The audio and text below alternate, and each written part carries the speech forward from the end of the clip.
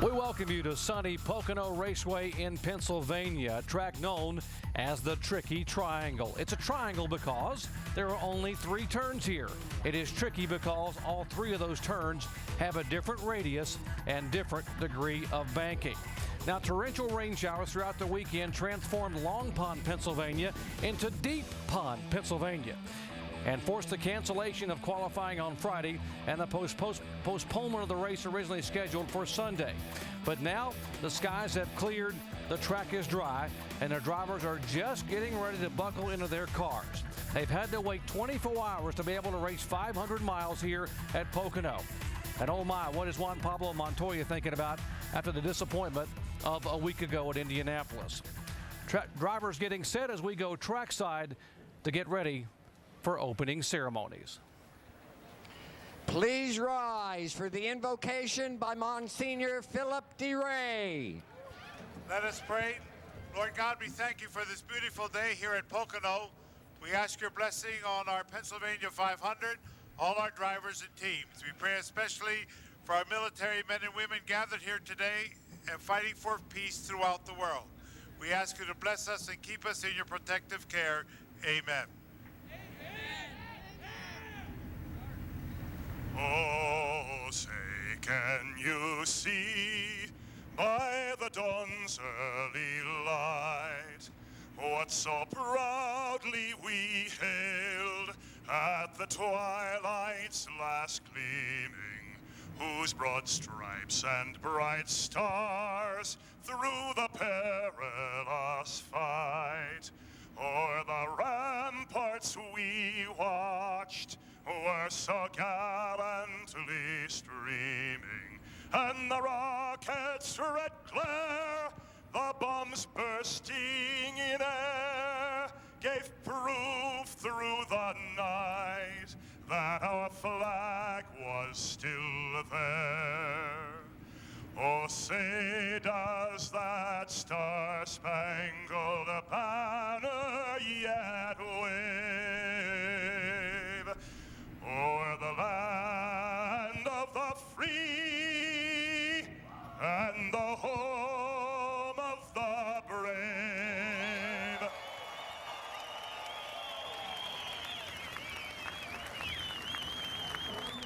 After a weather delay of 24 hours, drivers will be climbing in their cars, and we are just moments away from the command to start engines here at Pocono. NASCAR Sprint Cup Series at Pocono Raceway is presented by Old Spice Swagger, the scent that makes a difference. And in part by AT&T, your world delivered. Make that 43 car. Let's go out there, execute all day, guys. From the first stop to the last stop. Track possession, let's get that car to the front. 43 on 3. 1, 2, 3. 43! Whoopings coming down for the 16 car. I want to hear it. 16 on 3. 1, 2, 3, 16! Teams are fired up and ready. You couldn't ask for a more beautiful day here in Pocono, Pennsylvania. Let's update some of the key stories we'll be following. Let's go down first to Dave Burns. Saturday morning, second lap of practice. Tony Stewart wrecks his primary race car. He would have started first. He'll now go to the back of the pack in a backup car. Now, this is the same exact scenario that presented itself for Tony in the June race, and we all know what happened. He won that race. We'll see if the championship leader today can display a similar swagger in today's race. Shannon Spake? Dave, despite battling mechanical issues back here at this very track in June, Tony Stewart's teammate Ryan Newman was able to drive his way to a 5th place finish. Making something out of nothing is exactly what teams need to do in order to make the chase.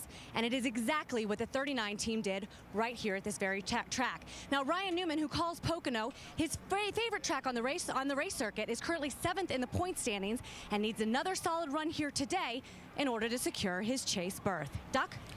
Ryan Newman, one of 7 drivers who won a year ago but has not won in 2009. Hard to believe that Ryan Newman hasn't gone to victory lane. Neither has Carl Edwards, the winningest driver in 2008 with 9 wins a year ago. Clint Boyer hasn't won. Kevin Harvick. How about Dale Earnhardt Jr.? All these guys looking for their very first win in 2009. And oh, by the way, 21 times, this race at Pocono has given a driver his first win of the season. Could this be the magic day for Carl Edwards? You saw him buckling in there a moment ago. Drivers buckled in, window nets up, belts are being pulled very, very tight as we get set to go trackside for the command. Those most famous words in motorsports, Mr. Tom Foley. Gentlemen, start your engines! That sound a little faint to you, Shannon. That's a fire hole. Yeah, sound a little faint there. There's going to be 10 away. This should cost you lap 20. 2, 3. 10 more in the fleet. I hope so. Cars have fired. It'll be rolling away momentarily as we update some more stories from pit road. Here's Jamie Little. Well, Doc, although there's 6 races before the cutoff for the chase, the goal today for a couple of drivers is to get into the top 12. The driver sitting in 13th right now, David Rudiman, just 68 points behind Matt Kenseth. Now, he's in the same car he finished 3rd with here just 6 weeks ago. Talked to his crew chief. They said they've made some improvements. They're confident with their fuel conservation, and they're confident they'll have a top 10. Top 10 is maybe all he needs to jump in the top 12, Vince Welch. Kyle Busch has finished 38th and 33rd in his last 2 races, dropping him to 14th in points, and he's currently out of the top 12 chase positions. This team needs a good race today, but this is a track here at Pocono that has not been kind to Kyle recently. 22nd or worse the last 3 times here. Kyle needs a good points day today, and points racing has not been his style. For the call of today's race, let's go upstairs to Dale Jarrett, Andy Petrie, and Jerry Punch. Thank you very much, Vince. You know, historically, folks, drivers tend to gamble a little bit here at Pocono on fuel mileage and pit strategy to try to steal a win. But with 6 races remaining before the chase begins, look at these point standings. These teams here have to be very careful, guys. How risky do they play it? Well, I think these guys that we see 9th through 12th, they're going to have to be in conservative mode. They can't take many chances. They don't want to take themselves out of the chase. 13th and 14th, David Rudiman, Kyle Busch, I think they can be a little bit aggressive, but they're within striking distance, just running their own race and gathering as many points as they possibly can. Further back than that, Andy, a little different story. Oh, yeah, there's some guys back there, Brian Vickers and Clint Boyer, that can throw some strategy in there. They can try some different things on pit road. They can also try some things with their setup, try some new parts and pieces, and try to get something, you know, make a big finish, get a win, and that could really help them maybe get themselves in this top 12. Guys, back in June, Tony Stewart started a backup car at the back of the field and won the race. Now today, he starts another backup car at the back of the field, but this one wasn't very good in happy hour practice on Saturday. How does he get it done? Well, this is another guy that can afford to gamble because he has a big point lead up there in the top of the standings. He can go to the back, and what he needs to do is do some things that other people are not doing. He can go in here when they're changing 4 tires and maybe get 2 or none, get a little fuel, jump out there, grab some, and steal some track position. He can afford to do that. He can afford to take a few gambles today. Yeah, first thing they're going to have to do is make a few adjustments, though. His crew chief, Darian Grubb, told me they were set up for cloudy conditions yesterday. This is a very sunny, hot racetrack. So not only is it going to be difficult in that respect, but these other drivers and teams have been working on their cars to make them better. His job's going to be a little tougher coming from the back today. So many unknowns here today. What we do know is the starting grid because of lined up on owners' points. That means Jimmy Johnson will start toward the front. And our in-race reporter today, driver of the Aflac Ford Fusion, will start back in 5th position. We'll be listening to Carl Edwards and crew chief Bob Osborne throughout the afternoon.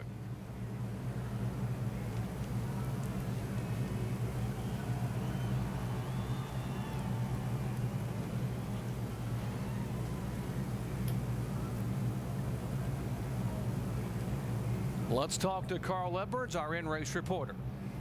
Hey, Carl, Dale Jarrett, the ESPN. You have a copy? The equipment, do your business like you know you can. I'm going to send you off to Dale Jarrett here. He wants to chat with you for a little while. I'm forward, buddy. Hey, Carl, it's DJ. You got a copy? I got you, man. Hey, buddy, first things first.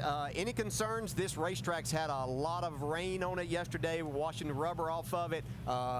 Jet dryers on there, putting out residue. Any concerns about the surface at the start of this race? Now that you brought it up, maybe just a little bit.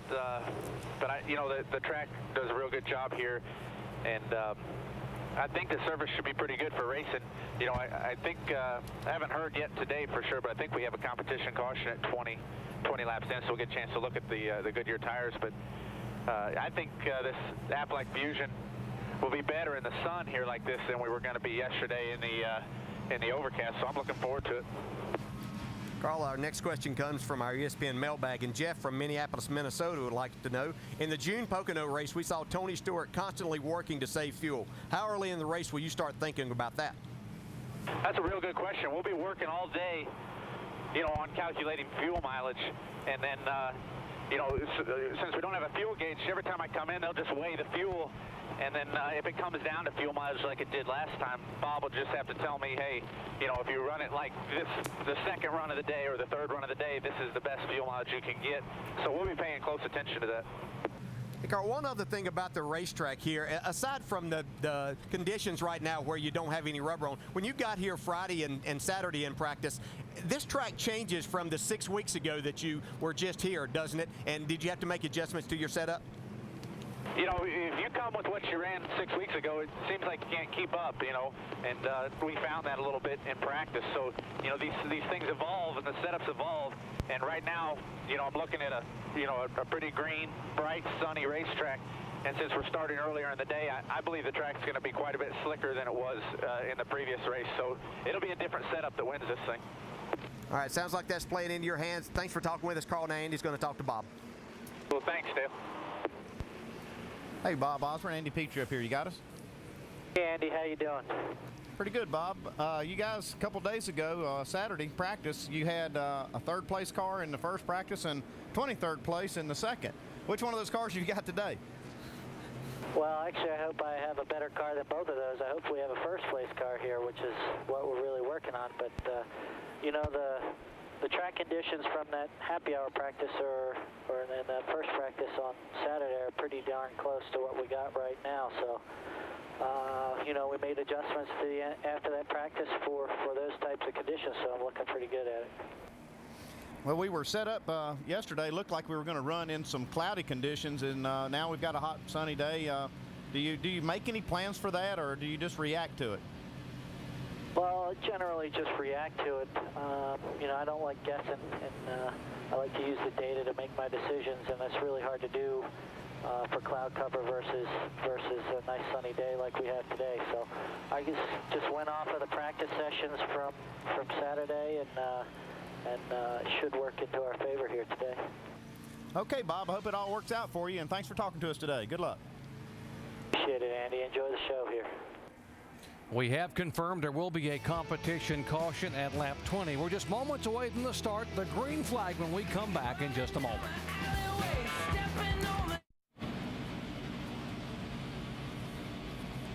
Back at Pocono Raceway, getting set for the green flag. We will have cameras inside 9 different cars today, including 6-time Pocono runner-up Mark Martin, the winner here in June, Tony Stewart, last week's winner at Indianapolis, Jimmy Johnson, and Dale Earnhardt Jr., who starts back in 22nd position today. Now, our over-the-wall camera and microphone today are attached to the rear tire carrier for Paul Menard's Ford, Ryan McRae. His nickname is West Coast. There's Ryan. He's from California. He'll take us inside the organized chaos of a pit stop. Today's race is 500 miles. That's 200 laps on a 2.5-mile racetrack. The pit road speed is 55 miles per hour. The pace car will run 70. The pit window 30 to 35, and they may fudge a little bit on that pit window here in terms of fuel. Well, they're going to try to stretch it if they have to try to make some extra laps. We've seen that many, many times here. And Andy Petrie, some differing philosophies on pit selection here. Well, we pick by points, and you see here you've got Tony Stewart on the front, the very first pit, and Montoya's on the other end. That's the bookends. Montoya's got the first pit coming on the pit road, so he doesn't have to worry about speeding when he gets down to his pit stall. The first opening as they come in is Carl Edwards and Kirk Busch. You can see right here at this big wide opening, they got plenty of room to get in and out. If you move down to the next opening, you see teammates Jeff Gordon and Jimmy Johnson have chosen this opening, and with that opening and the teammates, they ought to be able to work well together here. So a wide variety of pit selections. We saw back in June that Jimmy Johnson pitted way up out of turn 4, just coming on the pit road. Let's take a look at our Old Spice keys to the race. Yeah, probably the biggest thing is what we've talked about here at Pocono is fuel mileage and making that range, trying to extend that range when you have to. Bumpy turn 1. This track has got a lot of bumps down there, and that is the key to the setup here, is to get over those bumps. The bump stop package and shock package are very important. And restart lane choice. We've seen that be so critical to these wins with this new restart rule. Who picks the right lane, the leader, whether he picks the outside or the inside, can make the difference in winning or losing. Second time this year they have come to Pocono Raceway back in June. Tony Stewart very aggressive back in June. He passed 30 cars in 30 laps. He just took off like a rocket. And folks, he leads all drivers with 6 victories when time trials are rained out, including both of his wins in 2009. Let's listen in to the 16 car there of Greg Biffle. How you making out, Spotter? How's your hat? Got a good hat on today. Top 5 hat. Same one as last week? Same everything as last week. You know me. Voice of Joel Edmonds, the spotter, who is extremely superstitious down to what he wears on his body and on his head. And last week they had a top 5 run, 4th at Indy, the kind of run they need to get into the chase. Doc? Lined up by points, and folks, remember it was here 8 weeks ago that NASCAR invoked the double foul restarts for the first time in the sport's history, and it worked out very, very well. As they come out of turn 3, it'll be Jeff Gordon, who is the control car. No one can pass him or until they get past the start-finish line. Green flag at Pocono.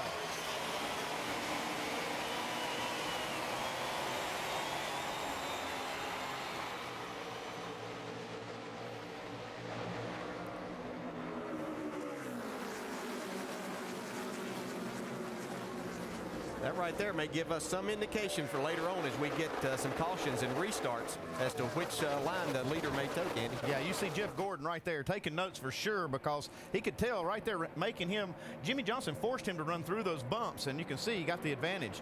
And now it looks like Jeff's going to lose maybe another spot here to Kurt Busch. Off the tunnel turn, which many say is the toughest turn in all of NASCAR. Just 8 degrees of banking, headed for the short 6-degree bank turn 3. Yeah, Kurt Busch had a lot of faith in his race car and that track surface going on the outside there. You can see a little bit too high right there, though. He got that right rear outside of that patch. Yeah, we saw Tony Stewart lose his race car in practice when he missed that corner just a little bit. Challenge for 3rd position. Denny Hamlin down on the inside of Kurt Busch, but Kurt will have the preferred line entering turn 1. Can Hamlin get there? Yeah, you can see further back, they were 2 and 3 wide all the way back to the end of the pack. Same thing right there. Denny Hamlin trying to run the bottom of the racetrack and really struggling with those bumps. See Carl Edwards in 5th position. Behind them, Juan Pablo Montoya right in front of Mark Martin. Yeah, getting a nice push. Now you can really use the draft there and get a push and get yourself. You see Casey Kane coming back on the outside, though. These guys are really trusting that outside in turn 2 right now. You saw Montoya move up, and they're talking about how sensitive that line is entering turn 2. Here's Carl Edwards now making a move inside of the 2 car. Well, we heard these guys talk about that top patch up there that they've been running on the outside is losing some grip. This is how they're going to try to make some passes, see if Carl can make that work. You can see it's just not quite as much grip right now.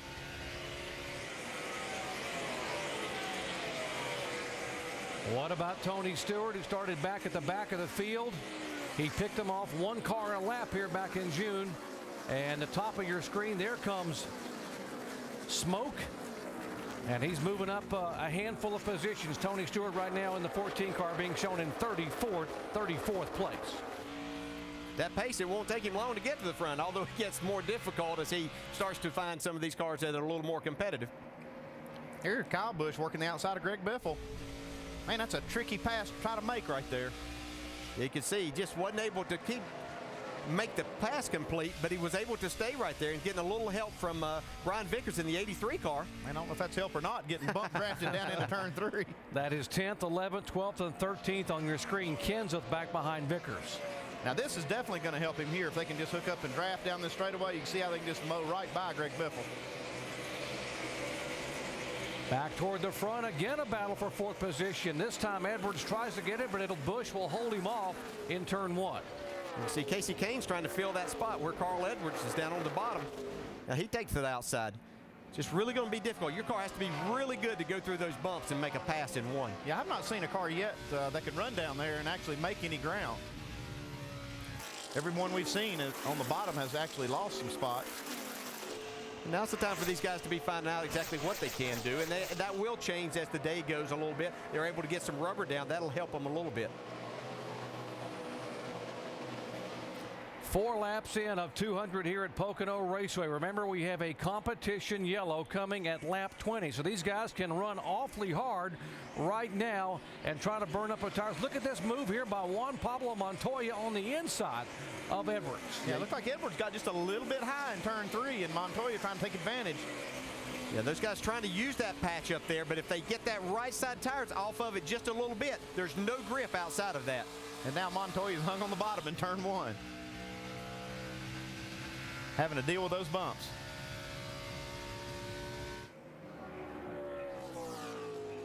Everybody knows that you're going to be able to come in on lap 20 and check the tires, so why not try to burn them off early? Being very aggressive in the early laps, it is Jimmy Johnson showing the way at Pocono. Here are the current standings for the AT&T Fastest Pit Crew of the Year. Now, points are accumulated by the team who wins the race by fan voting and by an ESPN pick. And right now it is Jeff Gordon's team number 1, Earnhardt Jr., Tony Stewart, and our current race leader, Jimmy Johnson, is 4th overall. Make your pick for the AT&T Fastest Pit Crew of the Year by texting the car number for the pit crew you think is fastest and most valuable in each race to 2258. Standard messaging rates will apply. And Jimmy Johnson may need to make a cell phone call back to the field because he is pulling away at the front of the field. But at the back of the field, or toward the back of the field, our points leader, Tony Stewart, has gained 12 positions. He passed 12 cars, guys, in 6 laps, and he continues to move toward the front. Right now, Tony Stewart in 29th position. Yeah, the fact that he knows that 20-lap competition caution is coming out, it's going to allow him to just really push his car, do some things here, try to pass as many as he can before we make that stop. And he's got that number 1 pit stall down there, so when they make that caution flag stop, he can probably make up some ground. How about it, Dave Byrne? Andy Petrie, you've been reading my mind. Actually, I asked Darian Grubb how important that was in the June race. And since they got the same advantage this weekend, qualifying rained out, championship leader gets to pick the first stall, they picked it again because that's the end of Tony's pit stall right there, that line. Here is a timing line right over here, and Tony can actually speed for a second there and beat guys in that little section to the timing line and pick up more spots. Darian said it worked a lot for us in June. We're definitely going to take advantage of it again today. We are 10 laps into the NASCAR Sprint Cup Series here presented by Old Spice at Pocono Raceway. If you just joined our coverage, Tony Stewart had to go to the back of the pack in a backup car because of wrecking his primary car in practice on Saturday. He is moving steadily through the pack up to 29th. And Jimmy Johnson, last week's winner at the Brickyard 400. There's the interval between Johnson, the left of your screen, and the second place car of Jeff Gordon. Yeah, and Jimmy Johnson, you talk about a phone call. If he was going to use his Sprint phone right now, he'd have to call a different area code back to where Tony Stewart is, even though he's running well. That's a long way back there. Jimmy Johnson just set sail. A little 3-wide racing right here, getting down into turn 3. Robbie Gordon looking inside Truex and Allmendinger. Yeah, and that's the key is there that Allmendinger's spotter's telling him that there's another car coming there so that he doesn't think he's just beat the one car down into that corner. He has to be aware that there's another one there filling that spot. Robbie Gordon has gained 10 positions in the 7 car. Robbie, the owner driver there, excited about how well he runs here. Really excited about going to Watkins Glen next week where he will run both the Nationwide and the Sprint Cup race on the road course. Yeah, he's typically one of the cars to beat when you go to a road course. And this is a track kind of similar to a road course, but extremely fast. Vince? What's interesting, I visited with Robbie beforehand today, and he said they haven't been particularly pleased with the car here, so they've come up with, as he told me, a new recipe. He said that he hopes that it will get the car cooking, no pun intended, or maybe it was intended, and moving toward the front, and it seems as though they've found the right mixture so far here today. The lack of testing, these guys not only have to use the practice sessions to do some testing, they literally have to use the race sometime to do that. We see the 14 car, Tony Stewart here, losing some spots. Looks like something's wrong with that 14 right now because he had passed these guys early on, no problem. I think that possibly, again, his crew chief told me this morning. 10-4, go ahead and bring it on in. Yeah, they got some kind of problem right here. They're coming in. Yeah, I wondered if it was the setup because he said they were set up for cloudy condition, but this is a little more severe than that. And he will come on pit road here on lap number 12. Jams the brakes on to try to get it down to 55 miles an hour. You do not want to speed here. We saw what can happen to your winning chances a week ago. Right there. This I could went down still and work out for Tony. my ass again and just took off. This is not going to hurt. This will be fine. He's thinking he may have a flat tire. Yeah, he is. And you heard Darian Grubb say didn't think it would hurt him. I think he could still, this might work out okay. Yeah, I think he's going to lose a lap, but he's going to be the only car a lap down, so he will get the free pass then. Yeah, they cannot put fuel in here because they haven't made that competition caution stop yet, and NASCAR will not allow you to put fuel in until after that. Jimmy just passed him to put him a lap down right here. Might as well go ahead and get 4 tires. So here again, he will be the only car as of right now with the competition yellow, just 7 laps away, a lap down, so he will get the free pass and be able to get back on the lead lap. Let's listen to Tony on the radio here.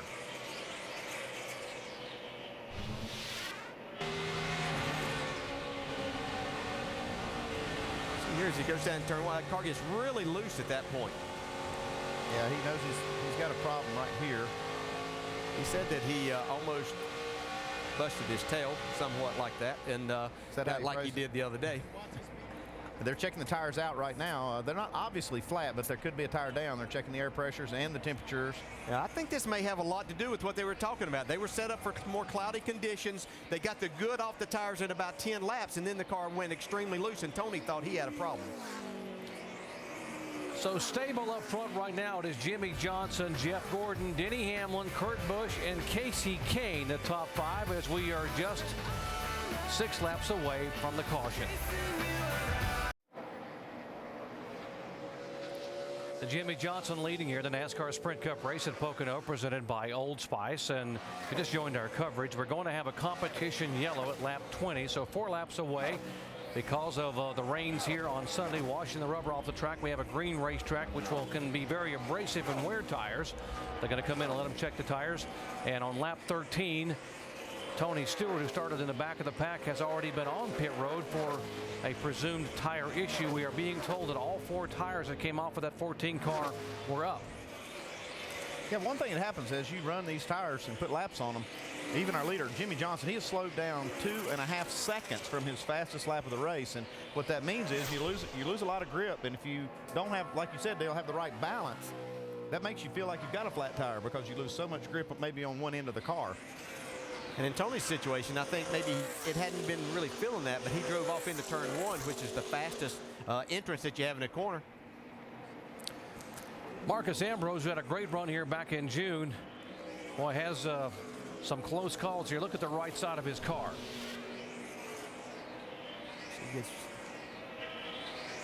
So he's got Martin Truex Jr. right up on his bumper.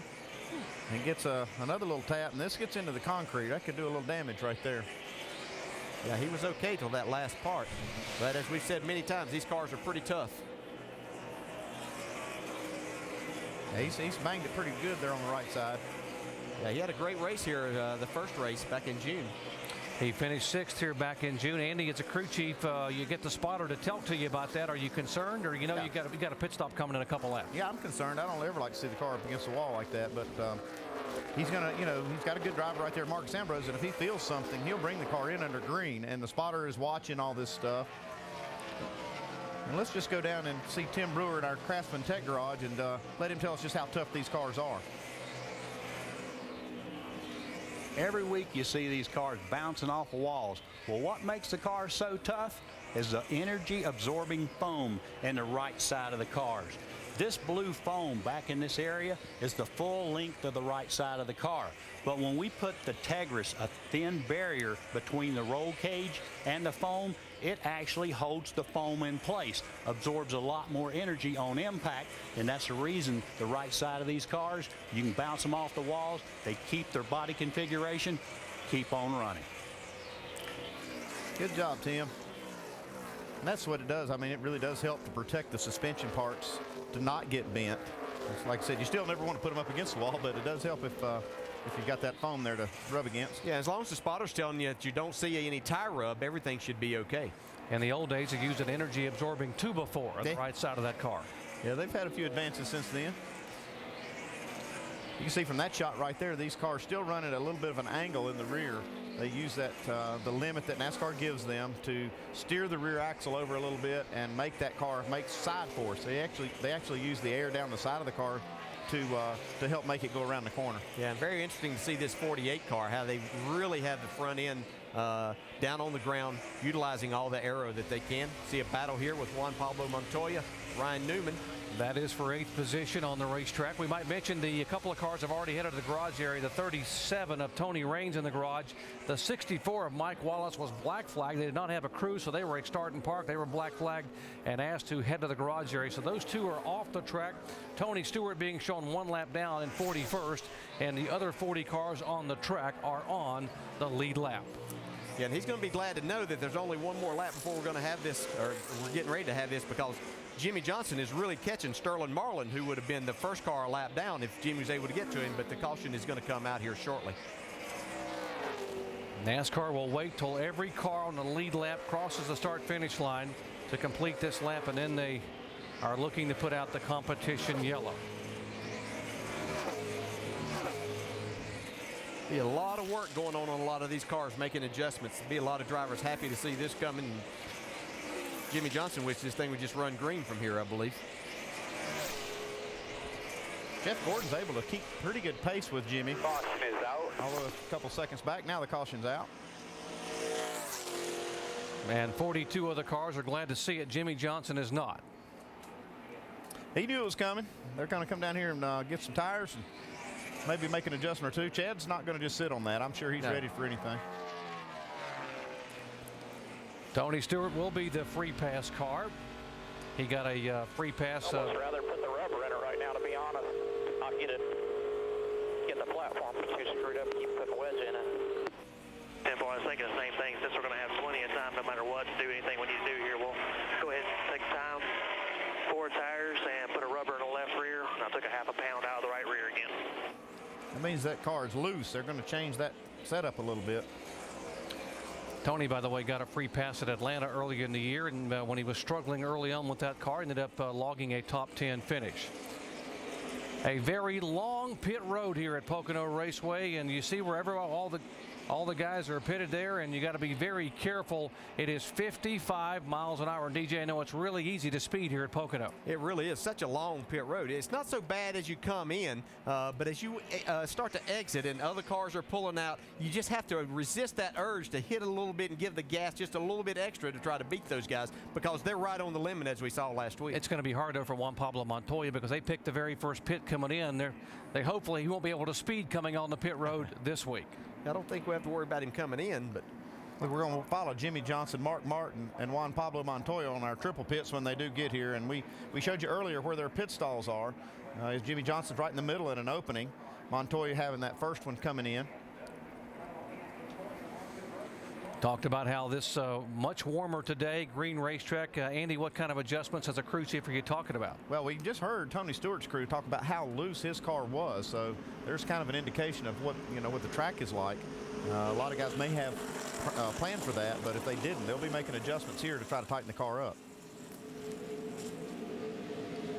They don't want to lose that track position, so they're going to make things they can do quickly, track bar and wedge. Let's go down to Jamie in the Montoya pit. Juan Pablo Montoya in the same car he dominated 1 week ago at Indianapolis with. He said he's actually tight. They're going to go up on the track bar, 4 tires, then change the air pressure in the right front. Shannon? Jamie, 13.4 was the average pit stop for the 48 guys in Indy. They're looking for a strong one here. Jimmy Johnson saying tight center, loose off through the turns, 4 tires, and a chassis adjustment. Vince? For Mark Martin, he says the car is just too loose. This is the same car they took to Indianapolis and finished second. They're making an air pressure adjustment down a round and a half on the wedge. Dave? Big Scott Wood already dumping the second can of Sunoco fuel. 4-tire change, wedge and air pressure. Car a little loose for Denny Hamlin, and he is going to win the race off of pit road. Look at that 3-wide race off of pit road. You see on the right of your screen there the tires they changed, and the big gainer Kyle Busch up 4 positions from 11th to 7th. And you can see he got 4 tires doing that also, so that's a great pit stop for the 18 team. As they come down to the line, there's Denny Hamlin. You see the 24 and 48 just behind him getting off of pit road. Under caution here for competition regions. Back with the green flag in a moment.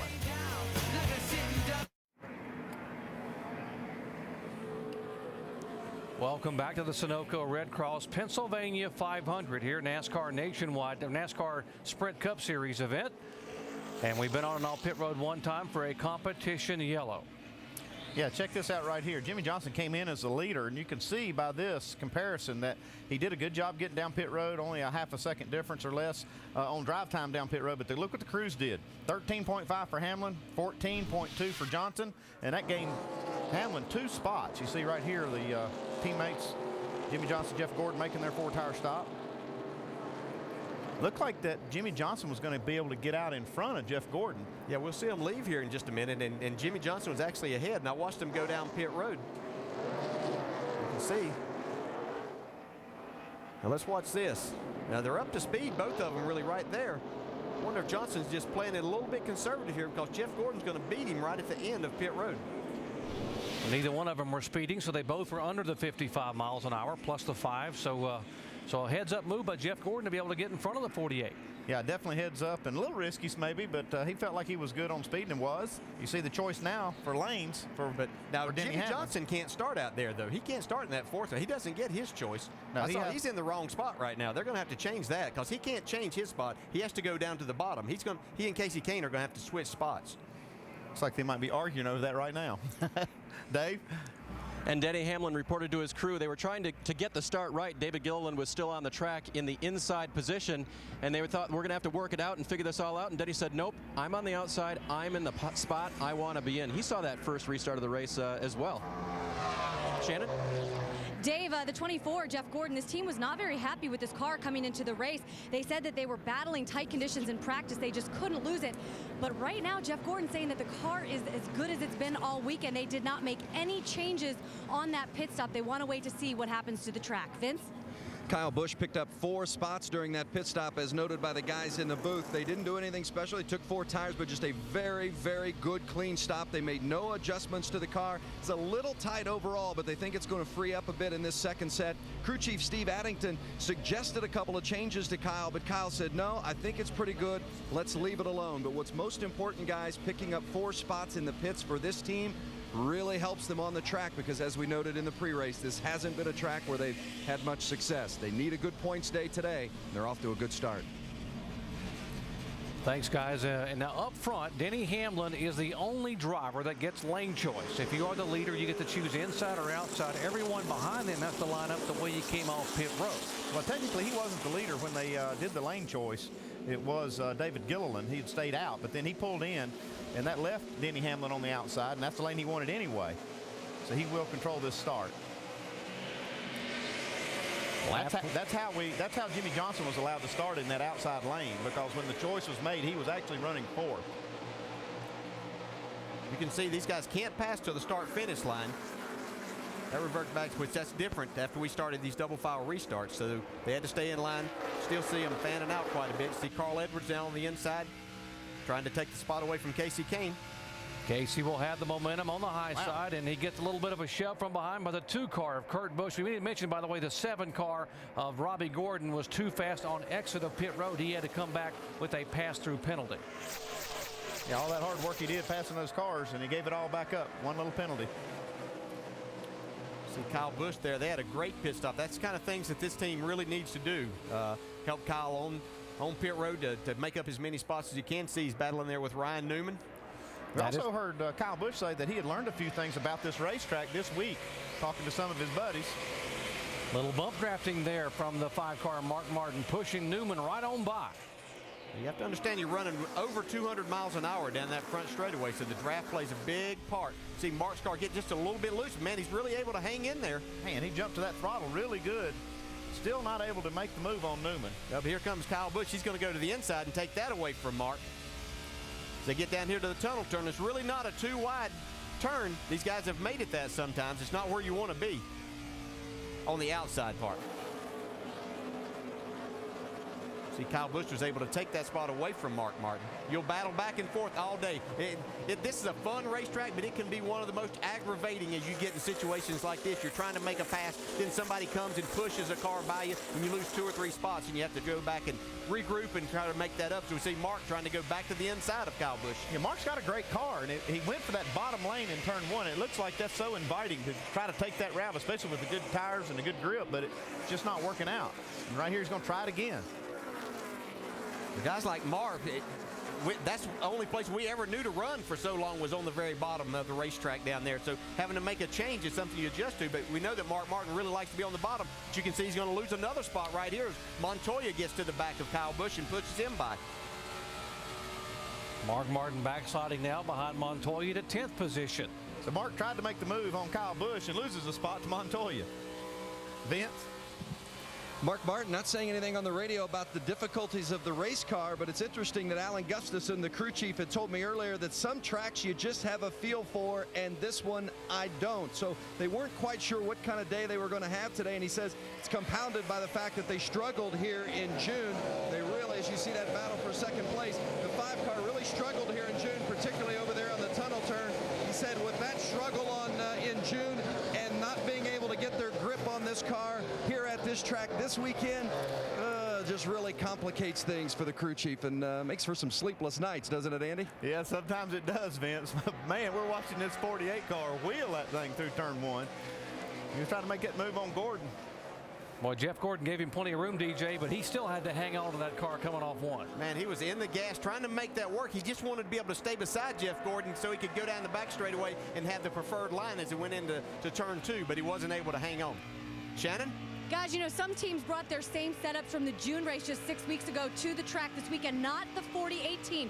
Chad Canow said he did not feel that he had the winning car back in June. He said actually the 99 and the 14 were much better. So they went back to the shop, they worked on some things, they brought a combination of those things, but this weekend they said that the car was really good. You guys had them in the pit studio yesterday, and you saw the smile on their faces. They knew this car was going to be good today. There's a couple of reasons why you can't run. Look at this move right here. Now, oh, man, he is right up against his teammate. But there's a couple of reasons you can't run those same setups, even though they're 6 weeks apart. One of them is the track's a little different. It sits in this summertime sun, even though you don't get a lot of that up here sometimes like this weekend. But He's running down. He's killing us in 3. the other thing is that you lose a little bit over 6 weeks. Actually, other teams will gain in technology. And if you just sit on what you have for 6 weeks, you can get behind. Yeah, and you have to remember that you put 500 miles of racing on this racetrack the last time, so the track surface is worn even more as we see Casey Kane coming up trying to take the 3rd spot away from Jeff Gordon. Well, Kane just moving in on Jeff Gordon, and you heard Jeff Gordon, a little frustration because that 48 car is just so good coming off the corners. We'll see if Jimmy Johnson now can reel in Denny Hamlin. Well, that was a great move that Jimmy Johnson waited till the next lap. He tried to make the pass down in 1 the time before, got really loose on the exit of that corner. Next time he followed Jeff down in, made his car turn down the hill, and then beat him off the corner and got the preferred spot going into turn 2. Tony Stewart has got his work cut out for him now. He is way back in 33rd position. So the points leader who came in with the largest lead of the year having to go to a backup car, making an early pit stop, and now mired way in the back of the pack.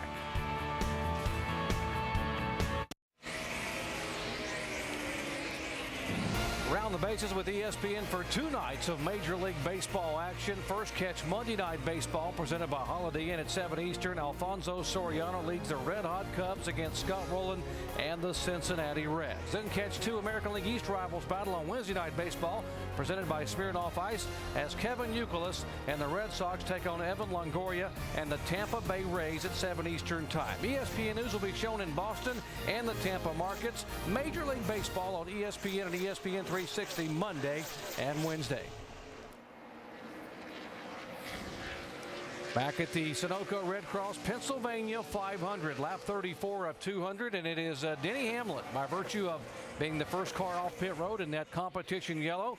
Hamlin now has led the last 11 laps. Jimmy Johnson led the first 22 and is now trying to reel in Denny Hamlin. He was able to gain on him quite a bit a minute ago, but as he got closer to him, seems like things kind of stalled out. You see Jimmy's car pretty loose right there. You see the guys down in Jimmy Johnson's pit area. They're grinding on this. It's actually a painted surface in their pit stall, trying to get a little grip. some slick area right there where that paint is. They're putting some grip tape down on it now to try to get some better footing. That's a very critical thing in trying to make these pit stops. That footing can get really, really slick, especially when you've got a piece that's painted like that. Putting like an abrasive tape down, like sandpaper with an adhesive on the back to be able to get a little footing there for Jimmy Johnson.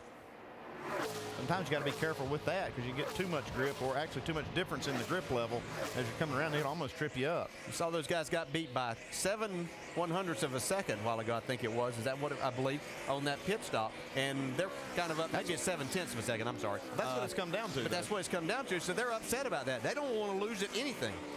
Might want to mention the 87 and 66 have gone to the garage area. Joe Nemechek and Dave Blaney. Guys, Tony Stewart, we saw what happened in June where he passed a car a lap on an average, 30 cars in 30 laps, but that's not happening thus far today. No, they just don't have the setup today. We talked about how track is different 6 weeks apart here, but you know, losing that primary car this time I think has hurt Tony a lot more than it did last time. See Robbie Gordon there right in front making the pass on Casey Mears. This seems to be one of Robbie's better efforts this year. I mean, he had to go to the back to on this restart. You see Tony trying to take that spot away from Casey Mears now. That puts Robbie Gordon up in 30th position. Mears 31st. Tony Stewart 32nd. Now Stewart takes that spot away. Nice to see Robbie get some things going and get his team back on track a little bit better. Yeah, looking back at Stewart, it looks bad for him right now, but when you have somebody like Tony Stewart behind the wheel, you can make some ground. Long race here. Now, Robbie Gordon runs these turns a little bit differently than other people, but Robbie grew up as a road racer, an off-road racer initially, and a very accomplished road racer, DJ, so he takes a little bit different entry. Well, I think Robbie, a lot of places, likes the momentum side of it, and to do that, he runs into the corner a little bit higher, runs through the corner a little bit higher, but he feels like that can keep his car with the momentum going. You can see even here in the tunnel turn, his entrance a little higher, he's not right on the white there, and he feels like this is how he can make his car work the best, and it works well for him in a lot of places. Moving in on lap 40 of 200, it is Denny Hamlin, the leader. We've had 3 leaders and 3 different lead changes. Jimmy Johnson in 2nd spot. Jeff Gordon is 3rd. Casey Kane 4th. Then Carl Edwards 5th. Kurt Busch, Ryan Newman, Juan Pablo Montoya 8th. Kyle Busch is 9th. And Mark Martin is 10th. Let's go back and check in on the 11th place cars as we go up to speed, beginning with Jamie Little. And the 83 of Brian Vickers is 11th right now. This is one of his strong suits, Pocono, Raceway, and Indianapolis. Look for him to break into the top 10 here very shortly. This is the same car they ran here in June. They made some changes in practice, including a carburetor change, trying to get the most fuel-efficient car possible. Right now, he says he's just a little bit tight, but he's moving forward. Shannon? Jamie, the car trying to hunt down Brian Vickers right now is Kevin Harvick right behind him in the 29 car.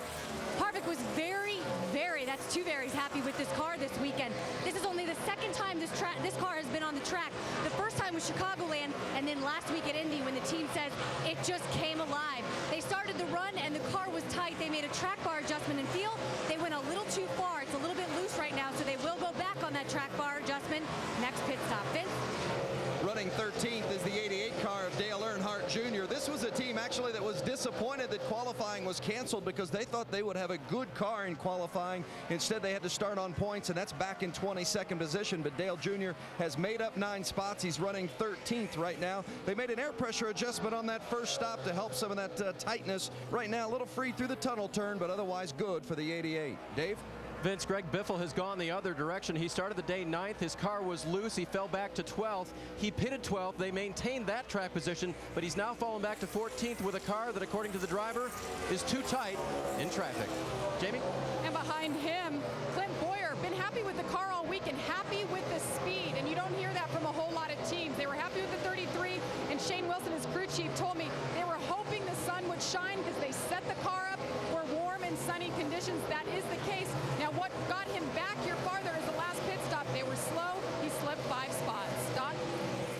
Clint Boyer now on the move back a little bit, as is Kevin Harvick. Both those cars, the 33 and the 29, were very good in the final practice session. In fact, Harvick was 2nd and Boyer was 6th. Hard to believe that none of the Richard Childress racing cars have had a win thus far this year. You know, it doesn't take much to get off with these cars, and these cars seem to magnify any problems that you have, and it takes you a very short period of time to get behind and a long time to catch back up. Denny Hamlin has won twice at Pocono Raceway. He did it in 2006. He came here as a rookie in 2006, and a lot of people wondered, how can you come from being a late model racer all the way to Sprint Cup? Well, guess what?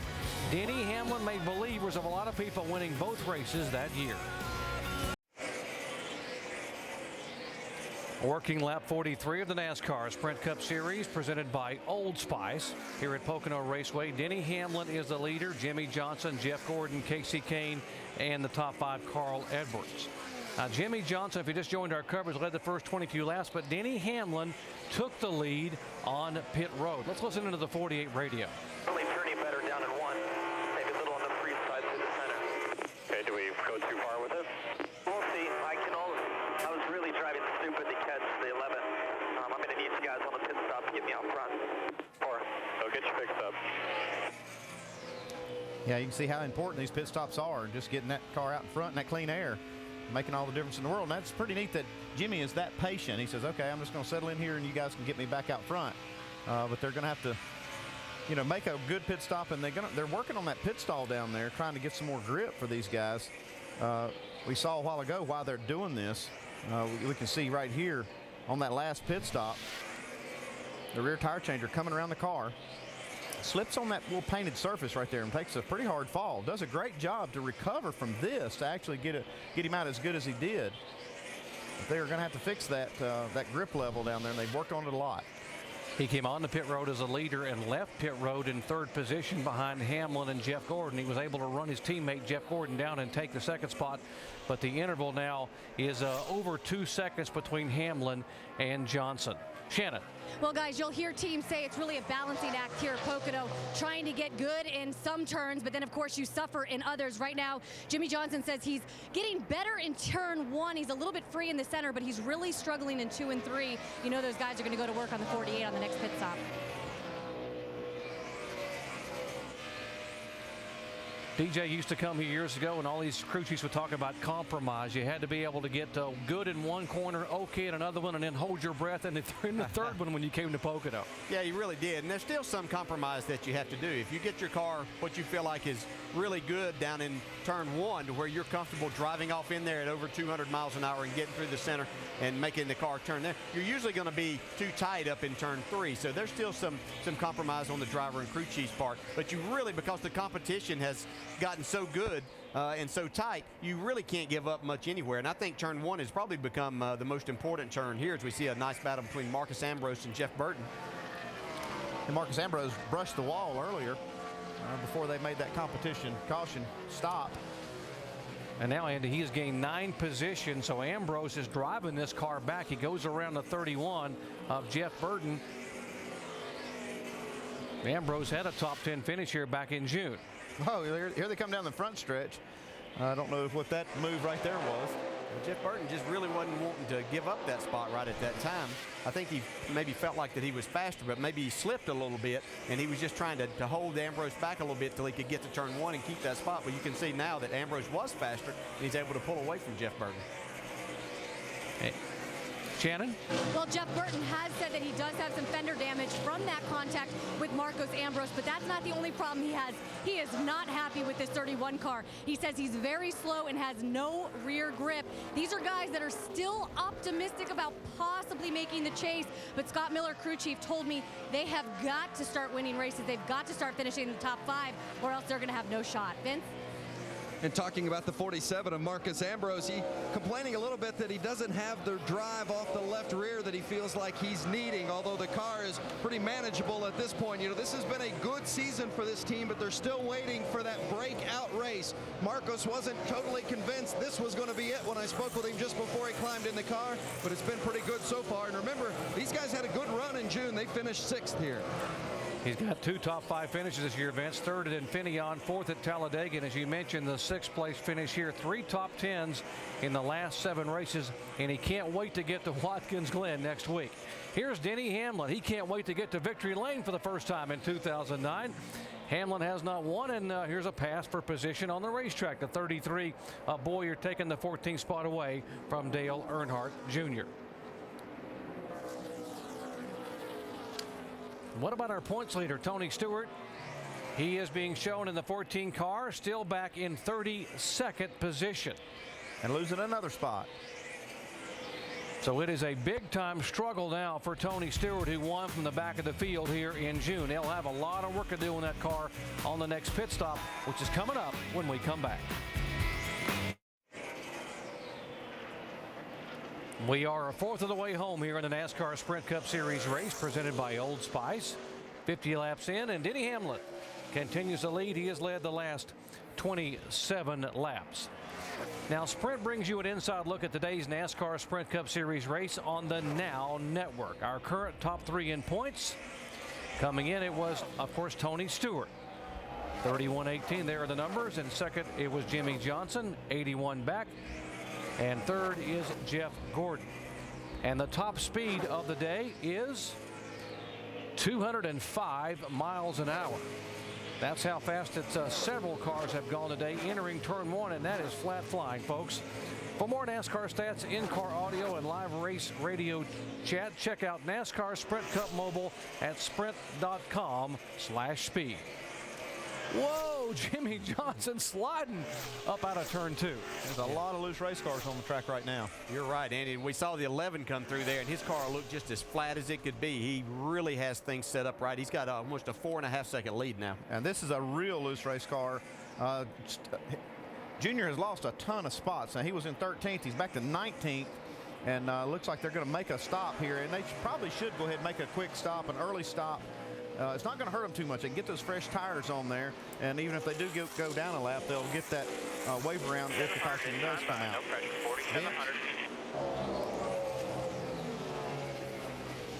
Junior has reported that he feels as though he's got a tire going down. That might certainly be the cause of the fact that he's been slowing down and getting past. Says the car's really free in, loose off through the center, really, really loose. As you see, crew chief Lance McGrew says feels like he has a tire going down. They're going to put 4 fresh tires on, but don't expect to make any chassis adjustments at this time. Yeah, it's hard to make a chassis adjustment if you think you've got, but they are making one. You see them putting some wedge in the left rear. If you've got a tire going down or you think there's something wrong and you make an adjustment for it, it can really mess up your day. And now the caution is out. We'll see how this does work out for Junior. So he just got lapped. Looks like the 98 car has lost a right rear tire. There's a 98 car, Paul Menard, bringing out caution for the second time today. Yeah, Junior did get caught a lap down sitting in the pits. Well, here's the option that they're going to have. They're going to, if they're not in the lucky dog spot, which it's not obvious right now that he is, but you see that tire coming apart. He can stay on the track when these other guys pit and then get waved around. Here's the crew cam. Tire coming off the car, Paul Menard. You can see how it's very hot. Those guys are trying to get it over to the wall. Waiting on the jack man to come around. That's Ryan McRae, the rear tire carrier. Go back over here and check the damage. Really got pretty lucky that it didn't do any body damage to speak of there. You can see our crew cam there, guy checking it out. Just a little damage to the quarter panel right there on the bottom. Ryan McRae. West Coast is his name. Is that what his nickname is? His nickname is West Coast. He's from Highland, California. Longtime crew member. And Paul Menard bringing out caution for the second. Doing the tear off, getting the windshield away. The cover for the windshield. All right, let's go ahead and roll and get caught back up. We'll come back in. These windshields pitted a lot here with the speed that you run, a little bit of sand on the racetrack. It just really takes its toll as the day goes through. There's that tire carcass. Out of the way, they won't have to worry about it where it is. And here come the leaders. And we'll see if that work on pit road helped the footing for the 48 team. Remember, he had to slip, and that cost Jimmy Johnson a couple of spots trying to get off of pit road. 55 miles an hour. Let's go down to Jamie Little. And Carl Edwards doing the strategy in his head, wanted to know where that 33 was, and he is 1 lap down, but Carl saying he's loose all around the track, especially in the tunnel turn. He wants 1 round to bite, 4 tires for the 99. Shannon? Jamie, this will be the first chassis adjustment for the 24 of Jeff Gordon. He says it's a little free off the turn, so they are going to make a wedge adjustment, 4 tires. And you see Jimmy Johnson at the bottom of your screen. Chad Knaus asked him, which turn is the worst? He said, I'm tight in 3. They're going to try to fix that up for him. Dave? Hamlin is still too free. He said if we tighten up turn 2, we'll be good everywhere. Sunoco Fuel finishing up 4 tires, and they make a track bar adjustment as well. He's first off. Race off of pit road again. Denny Hamlin's bunch able by virtue of where they were pitting and some great pit work. They were the first off of pit road. Jimmy Johnson second. Tony Stewart, top of your screen, still on pit road getting work on his car. Yeah, he was coming in about 32nd or 33rd spot right there. They're going to take some extra time and see if they can't fix this car. Right now, the most important thing is to get this car where it's not so loose. Probably making a shock adjustment right there, Indy? Yeah, the guy underneath the car is probably, there's a clicker on the shock, and you can turn it to change the damping there. Looks like they've done that. I'm sure they made quite a few adjustments on that stop. See, at that point, at that place right there of the race, they don't need to be making a fast stop or beating anybody out of the pits because their car's just not competitive. So they're going to try to get it a whole lot better here while they have time. Tony was so loose he couldn't drive it. We'll see if that adjustment does make a difference.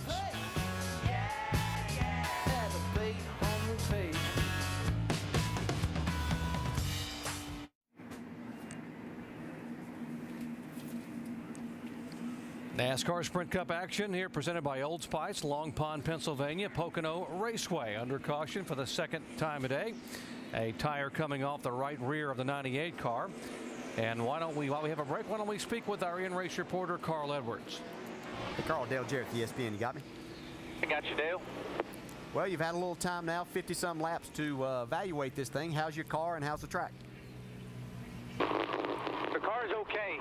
The track is it's pretty slick. It's pretty free. So we're working on, keeping grip in the car, and hopefully this last adjustment, Bob's got her fixed up. It seems like we're pretty competitive, but you know how it is. You mess up a corner and you just give up so much. So just right now, sawing the wheel a little bit, and hoping we can get some more grip in this Aflac Fusion. Hey, just watching it looks like the bottom of turn 1, almost impossible to make a pass there. Yeah, I've tried that a couple times, and it's really not been good. So going to start here on the outside, and we'll see how it works. But those first laps, the tires got so much grip that you just feel like you're He-Man. You can go in there and make something happen, and it's not always the case. All right, thanks, Carl. Good luck. While you guys were talking, these guys are racing on the racetrack. These are the wave-around cars now that were at the tail end of the lead lap in front of Denny Hamlin. They got the wave-around at the start-finish line when they get the 1 to go. The leaders are over there in the short chute coming to turn 3, coming to the green, so these guys have to really hustle to catch up. 2.5 miles around here. They'll have an extra lap or 2 on their tires now when they get the green. Yeah, they're going to make it. They're going into the tunnel turn right now, so they're going to get to the end of the pack. Now, back in June, the wave-around cars were able to stay on the racetrack and pit a couple laps later and still stay on the lead lap, so it was a big break for the guys on the wave-around. Pace car getting ready to pull in. Why don't we listen to the spotters as we get set for the restart as we go full throttle. Hey, start finish. Be ready here. Be ready. Ready. Going. He's going.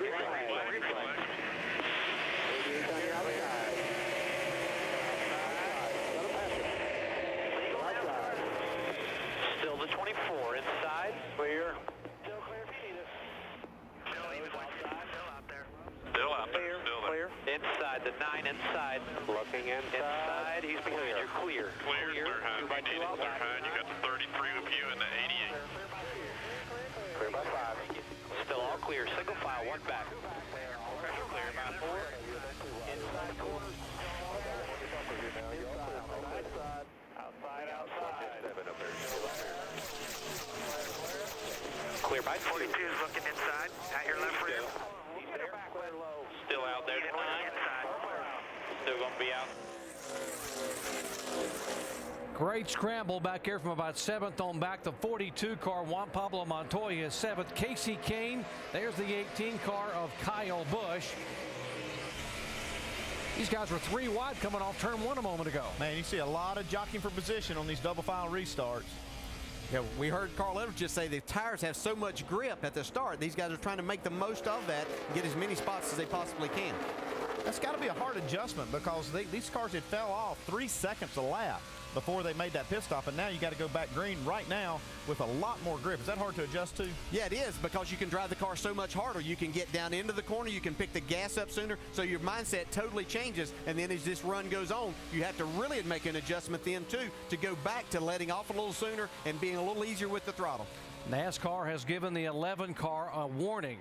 Oh, right side of your screen, hard braking by the 83 car there of Brian Vickers to keep from running all over the back of Greg Biffle. We mentioned the 11 car getting a warning. NASCAR said you got to stay in line on the restart all the way to the green flag. Yeah, I didn't see exactly when he moved, but he did change lanes right there, right as the green came out.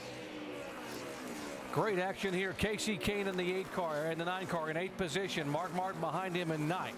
There's the 83. We saw him lock up the brakes, the left front getting into turn 3. He was trying to really make a pass going in there. In these cars, you have to be extremely careful with the brake. It's easy to lock that up. I'd be concerned about that left front tire if it slid a little bit, Andy. Yeah, it looked like it didn't slide quite enough to hurt it too much, but if you do that more than once, it'll find that flat spot again. If you try to do that real hard braking, it'll find that flat spot again, and then you get some real problems with that, with the vibration and possibly a tire actually failing on you.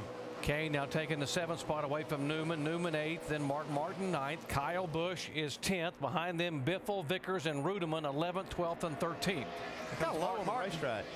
Look how low on the racetrack Brian Vickers is running through turn 3. Here comes Mark. He's going to get down here to turn 1, though. Let's see if he's able to complete this pass before he gets there. Yeah, he's able to really do that. Now he's going to be able to slide up in front of Ryan Newman, who gave him a little bit of room. You can see the 18 car, a little bit of smoke there. Looks like maybe he's got a little issue here on low air pressure with the splitter hitting on those bumps. That's what you see. That smoke is where the car's bottoming out in those bumps, and these speeds are so much higher and the tires being low that you get a little more of that at this point than you would after they run a few laps. Whoa, look at Newman. Now, Ryan Newman has lost 2 positions in a lap and a half on the racetrack and is in jeopardy of losing more. Behind him, Biffle. Now here comes Vickers back on the inside of Busch. He keeps trying to make that bottom work here. Again, that used to be the way everybody ran around here, but Brian Vickers trying to make a pass there. Jamie? Well, things are working out well on the track for Brian Vickers. He said that he's found some new lines that are working. The trouble is, in the pits, guys, in 2 pit stops, they've lost 11 positions. A dropped lug now both times is costing, so he's trying to make up time on the track. Sure makes it tough here to try to make up that many spots. But Brian Vickers got a great Hamlin car, and he is running a different line than most of these cars. So he won't have much trouble passing cars if he's fast enough. He's got the line. Yeah, nothing better than get the driver a little more pumped up a couple of bad pit stops. This has been the best track for Red Bull. They had their best finish for this team second here. Vickers has finished second twice. In fact, he's led 120 laps here in the past. Okay, we've got a piece of the caution light that's blown off. We talked about this yesterday, that these cars make so much turbulent air when they go by. This is not the first time. This is more than 2 or 3 times we've seen this happen. See here, right there's a piece of that caution light. These tracks are going to have to start reinforcing these lights because these cars really do put a lot of wind out there. And you wonder why when these guys get up close to another car, it's hard to pass. Well, they're right there telling you. I mean, the air's moving around so much, and these guys tell me that, and knowing from when I drove these cars when they first started with them, these cars just move around a whole lot, but you can see just how much air is affected around these cars, and especially as they're in a big group after a restart. Now, a big break here for Paul Menard. He will get the free pass and be able to get around and get back on the lead lap, where he had lost a lap by cutting a right rear tire, bringing out the caution flag because the carcass of the tire on the racetrack and having to come down pit road. Vince. Well, it's been a really tough day on that 98 team. Their front tire changer, or front tire carrier, I should say, Alan Troutman, suffered a hand injury on their very first stop. And then you mentioned that tire going down. And Paul Menard had just radioed in seconds before that he thinks he's got a tire going down, and all of a sudden it went. So it's been a tough way to get the day started for the 98. And boy, you guys know it. This is a tough place to have a tough day, huh? Well, it can be a long day here sometimes, especially when you got a loose race car. It's going to be a long day anyway. 500 miles around here is a long time. Yeah, and so you start having problems, but hopefully this will be the start of their day turning around. There's Tony Stewart talking about someone having a long day.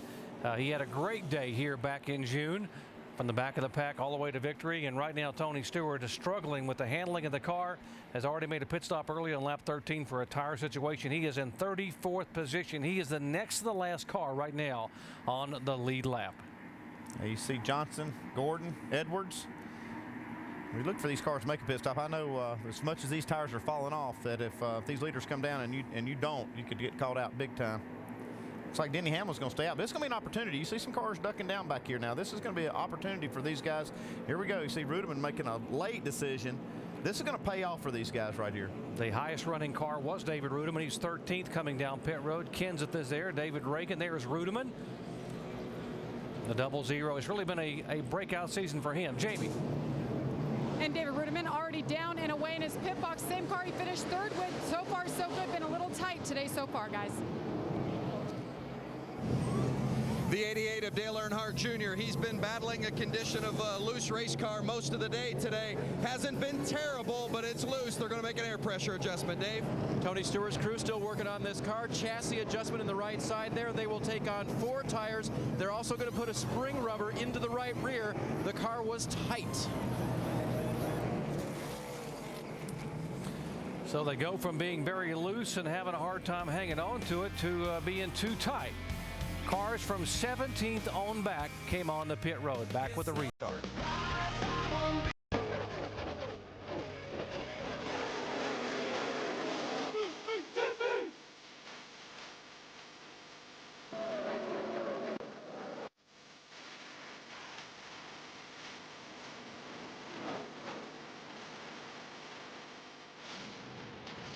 The sights and sounds of NASCAR racing on a Monday here at the Tricky Triangle in Pocono, Pennsylvania.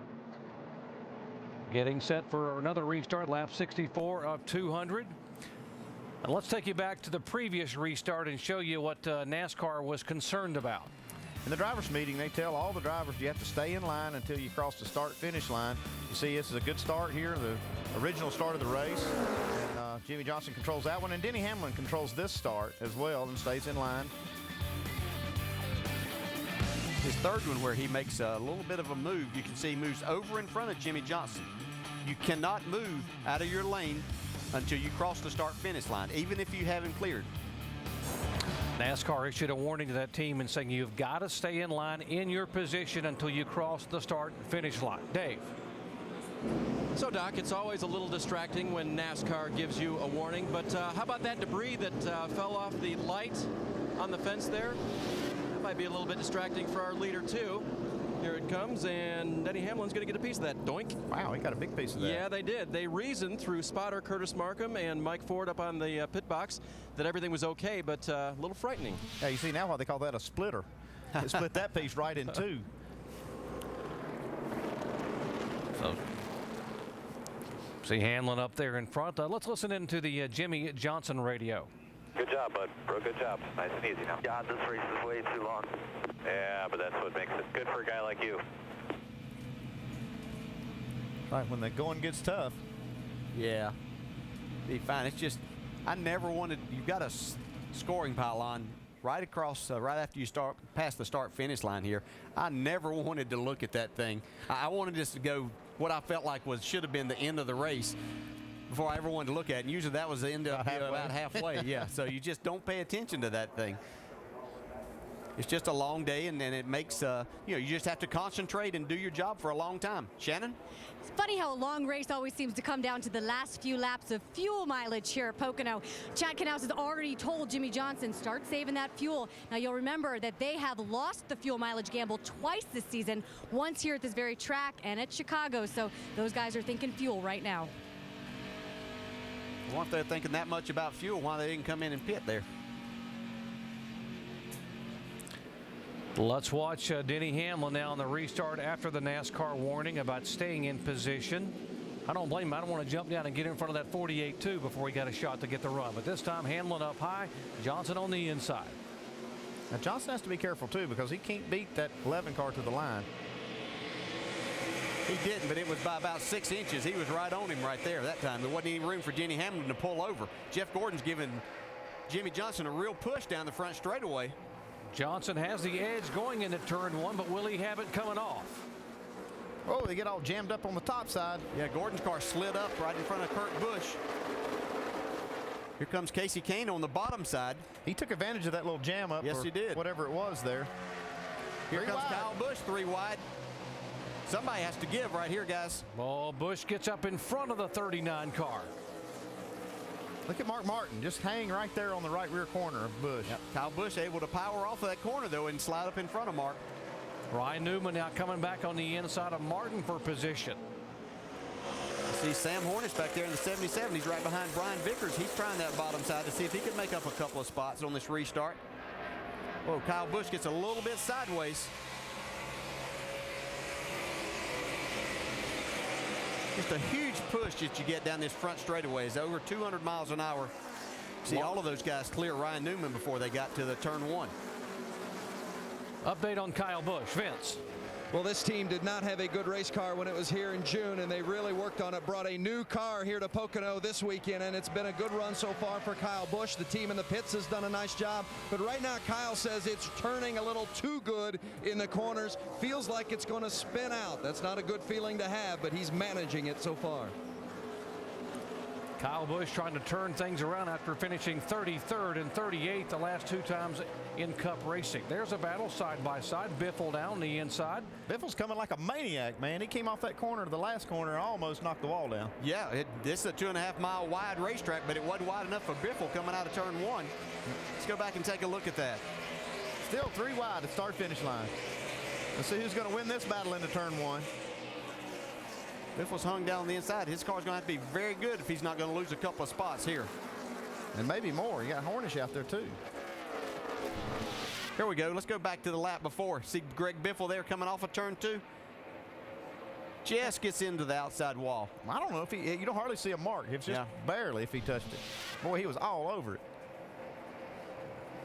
39 car now battling with Vickers. That's Newman and Vickers battling for position. That's for 10th spot. Newman takes it away. Biffle not giving up, though. Here he comes. That's a sign of having a good car. He can be that aggressive and want to come back. You're trying to make things happen, trying to make those passes, seeing what you can do. This is the time you have to know. Right behind these guys, good run for the 44 car of A.J. Allmendinger, who was very good in the final practice sessions, and behind him, Sam Hornish, who finished 10th here back in June. I think A.J. will tell you this is one of his favorite places to come run. He said it reminds him a little bit of a road course in running, but he just has a really good feel for what he wants in his car, and he's done extremely well when he's raced here. A lot of comfort for Allmendinger knowing they're going to be able to run him for the full season. They announced last week that he would be in the car for the remainder of the year. They were concerned about some sponsorship, but he got the good news. Jamie. Well, today it has been good. They told me A.J. Allmendinger, he's happy with this car. Actually, it's been one of the best cars in the RPM stable. They made track bar adjustments, air pressure adjustments, and he's moving forward, guys. Dave? And guys, right behind them, the 77 of Sam Hornish Jr. He's had a mostly tight race car all day, but crew chief Travis Geisler told me this morning they're racing their way toward the top 15, where they raced all day last time they raced here in June, and then were able to bust off a fuel mileage run that got them their top 10. They're hoping to work their way back up there today. Hornish was running 12th at Indianapolis last week when he cut a tire and smacked the wall and got a finish, did not finish outside the top 30. If they look in their mirror, they'll see some cars coming that took tires that last stop. David Rudeman now right up behind Sam Hornish. He took 2 tires on that last caution. Here's A.J. Allmendinger trying to take the spot away from Brian Vickers. That's a battle for the 12th spot. Still side by side. Brian Vickers yet to sign the contract for 2010 for Red Bull. Not sure why Red Bull's waiting, because Vickers has done a heck of a job for this team, not only on the racetrack, but as a leader in the organization. So he was able to hold A.J. Allmendinger off right there as they came through turn 3. Now here comes Clint Boyer trying to make a pass on A.J. Allmendinger. See if he's able to make that inside. I don't think. I've been watching him go a little bit higher through turn 1. You can see, yeah, that's what he wanted to try to do, is set that up.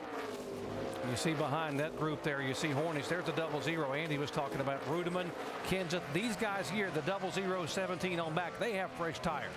Yeah, they have fresh right side tires. Not sure about Kansas, but we did see Rudeman took 2 tires. Actually, the 88 car Junior took 4 tires. It seems to be working pretty well for him. As you see, he tries to go to the inside of Sam Hornish. And that was a good move for all these cars to take on tires right there. It was a good opportunity, and it'll pay off in this run if it goes long green. Exactly. And the question was, what about some of the guys up front behind Hamlin and Johnson? Did they miss an opportunity maybe to come in and put some fresh rubber on? Well, when Johnson and Hamlin decided to stay out, there were some opportunities there to be had from other guys in the top 10, and they didn't take it. It was actually further back in the lineup that the cars came down pit road. Lap 72 here in the NASCAR Sprint Cup Series, presented by Old Spice.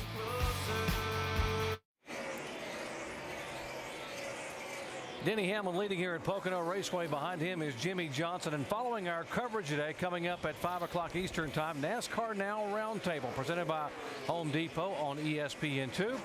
And, of course, we invite you to join us for coverage of the NASCAR Nationwide Series next Saturday, 2:30 Eastern Time from historic Watkins Glen International Raceway. That's also on ESPN2. And, of course, next Sunday on ESPN, 1 o'clock Eastern Time, the NASCAR Sprint Cup cars at Watkins Glen. 75 laps into the Sunoco Red Cross Pennsylvania 500 here. Denny Hamlin is our leader. Jimmy Johnson in second spot, and Jimmy having a good run, but probably better than he realizes because he has now gained almost 100 points on Tony Stewart. He came into this race today 192 points back. Yeah, but stay tuned. Tony Stewart's not finished working on this race. He's going to keep working on his car, and I have a feeling by the time it's over, that won't look like that. No, probably not. I think Tony Stewart is making his car a little better. What we thought they were making a shock adjustment a little bit earlier on that pit stop, they were actually unhooking the rear sway bar. That made the car a little tight, and then they had to go back and put a rubber in the right rear to free it back up some. You see making a move now on McMurray. He's going the right way now. He's been going backwards almost the whole race, even though he started back there. He's going forward now. Now, last year, in June of this year, he was in 10th place. So you see Tony Stewart was able to make his way toward the front and get the win back in June.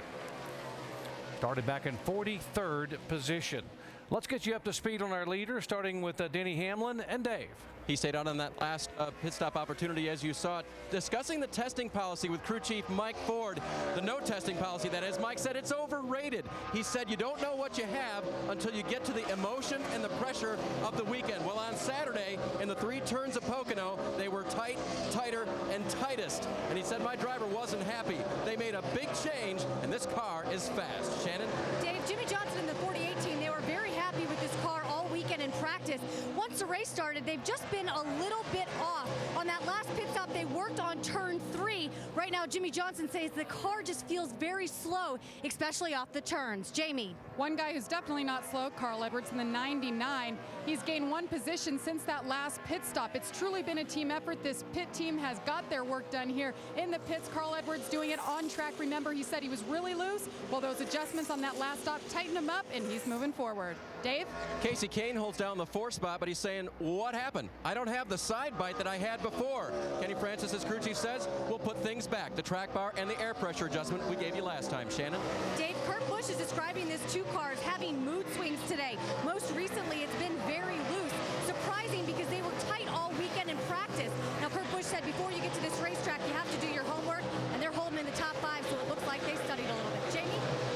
And behind him, Montoya getting nothing but praise from his spotters, saying great job. He's really found the right line around this place. He's moving forward. His car, so far, it's been good. Started off tight early. It's good. Shannon? For Jeff Gordon, he as well is struggling in turn 3, just like his teammate Jimmy Johnson. He says especially on the start of the runs, turn 3 is really a struggle. Tight in traffic for the 24. This is a 4-time winner at this track, but he says most recently they haven't run especially well. He says this track owes him something. Vince? Well, you talk about a track owing someone something. How about the 5 of Mark Martin? 45 starts here, 46 today, 0 wins. He may not have a car to win the race today, but they're just over halfway through this tire stint. Says the car's pretty good, but right now they need a good points day. They're sitting 9th in this point standings. Dave? And that's what Ryan Newman needs, sitting 7th as well. Crew chief Tony Gibson told me we're not secure at all. We don't need to do anything heroic. Ryan Newman's car has been mostly loose lately, but he said right now, I think it will come around. Now, Greg Biffle's car has gotten much better on this run. We have some radio to prove that. And guys, part of that was Biffle's input, and part of that may be something else you remember. Listen to the radio. Feels okay. He just let us know how it drives. Driving better now. 10-4, but that's why we let you work on it every now and then. I think he's talking about the adjustment Greg made on the car when he tapped the wall right there. I didn't think drivers were allowed to work on their race cars. Well, we don't like them to work on them too much, I can tell you that, especially that way. That was a safer barrier soft wall / adjustment on the 16 car by Greg Biffle. Denny Hamlin trying to get his first win in 2009. He won both times here as a rookie in 06. He has now led twice for 56 laps. Back at Pocono Raceway, what a difference a month makes for Denny Hamlin, who came here in June and had all kinds of miseries. Hamlin had a fuel pump issue when they waved the green flag, had to go to the garage twice. He lost 22 laps and came home with a 38th place finish, his worst finish of the year. On a year that has not been good for Denny Hamlin, but now suddenly they're back at Pocono, and he has led the most laps, leading twice now for 60 laps this time by. Yeah, the heartbreaking part of that was last race is he had a car that was probably this good then and didn't get to show it. Definitely making up for it today, though. Yeah, this car just seems like it's not giving up much. It's fast on the start after a restart, after they've changed tires, and then he's able to pull away a little bit more. Jimmy Johnson can hang around for about 15 to 18 laps, and then Denny just starts pulling away. Actually, Carl Edwards is starting to reel Johnson in just a little bit every lap now as we get deeper into this green flag run. Carl's got a good car. He's just no match for those first two, about those first 15 laps on the new tires. You see, he's running third. That's where he started. Every car in the top 10 is actually started in the top 10. We haven't had anybody actually crack into that top 10 that didn't start there. David Reagan back there with Jeff Burton battling for 23rd position. Both these cars are on the lead lap. There is Reagan, left side of your screen. Burton, the 31. Then Marcus Ambrose in the 47. Marcus had a little run-in with the concrete here early in the day, and he will take the spot away, or try to there in the turn, from Burton. And we've seen these two cars racing hard all day. And I think maybe this is exactly what Ambrose did the last time. They kind of got on the wrong side of Jeff Burton, but Ambrose able to make that pass again. Talk about parity in NASCAR. We got a Toyota leading, a Chevy in second spot, a Ford is third, and a Dodge running fourth and fifth with Kane and Kurt Busch. So parity among the manufacturers here. Yeah, you see on that car of Jeff Burton, he's got some damage to the right front fender that they've worked on. That could be one thing that's aggravating his run today.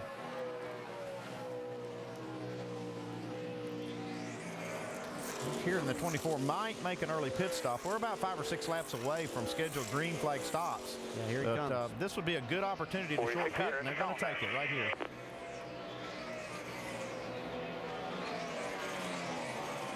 He has that pit at the second opening on pit road. It's a good ways down there, but Shannon Spake, you're down there waiting on Jeff Gordon.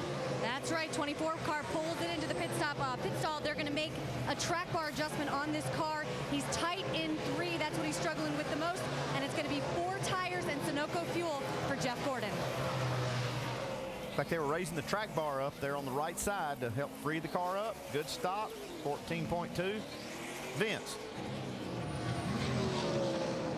The one car of Martin Truex Jr. They're going over to the right side. You see, remember Truex leaving this team at the end of the season, but he said he really wants to help this team get better down the stretch, so they'll be better next season. Right now, the car is loose. They're making a track bar and an air pressure adjustment as they change 4 tires.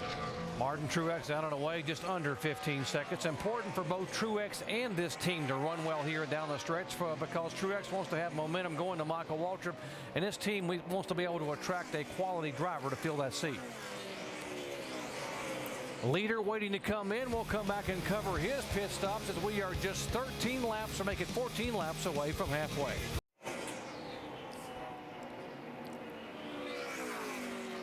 Back at Pocono Raceway, Denny Hamlin, the leader here of the NASCAR Sprint Cup Series, presented by Old Spice, and he has yet to make his pit stop. Here is the 5 car of Mark Martin coming on the pit road. Newman in, Biffle in as well, 55 miles an hour. These are all scheduled pit stops. Vince? Mark Martin says the car is handling much better. They're going to go just a tick further in their air pressure adjustment on the right rear. 4 tires, handling neutral, and that's not so bad at this racetrack. Taking fuel as well, Dave. Newman's car a little tight. They're going to make an air pressure adjustment for that. Air out of the left front. The 16 of Greg Biffle. His car is just a little bit loose. They make a wedge adjustment and air for Biffle. And here comes the leader, Denny Hamlin, finally down pit road, lap 89. And the 48 is in, Jimmy Johnson. So the front 2 cars finally coming on the pit road here on lap number 90. Remember, Jeff Gordon pitted about 4 laps ago. Let's go down to Shannon. Dock tight in the center, loose off is still the problem for Jimmy Johnson. He said the last adjustment really helped, so they're going to do a little bit more of the same. Air pressure and track bar and 4 tires. Dave. Wow, your leader sounded like he was barely up on fuel there. We'll have to double check that. They're still focusing on turn 2. They want to take a little bit of air out of the right rear tire and help that car turn a little bit better. Denny Hamlin out. There comes Jimmy down. There comes Carl Edwards down. Let's go down to Vince. The 18 of Kyle Busch. He says the track is spraying up. The car's a bit loose. Steve Addington, the crew chief, says you got to pick your poison at this track. You're not going to be good everywhere. They're taking a half round, a wedge in the left rear. Kyle Busch off and away. The 19 car of Elliott Sadler is in as well. This team has been battling handling throughout the course of the day. 4 fresh tires, air pressure adjustment, and Sunoco fuel for the 19 of Elliott Sadler. This sequencing of pit stops. Now there are several cars that came in and pitted when others didn't. Remember that group that was 17th on back, Rudeman, Kenseth, Logano, Reagan. Those guys still on the racetrack. They will not have to pit as early as the guys who just now came in. There's David Rudeman being shown as the leader. Yeah, good thing. That's 5 bonus points for him as he's trying to work his way into the top 12. See Joey Logano in the pit. Shannon? A little bit tight in the center for the rookie in the 20 car. They're going to go to work on that car, try to fix him up. He has been battling this condition pretty much all race. They made a spring rubber adjustment on an earlier pit stop, but so far so good for Joey Logano.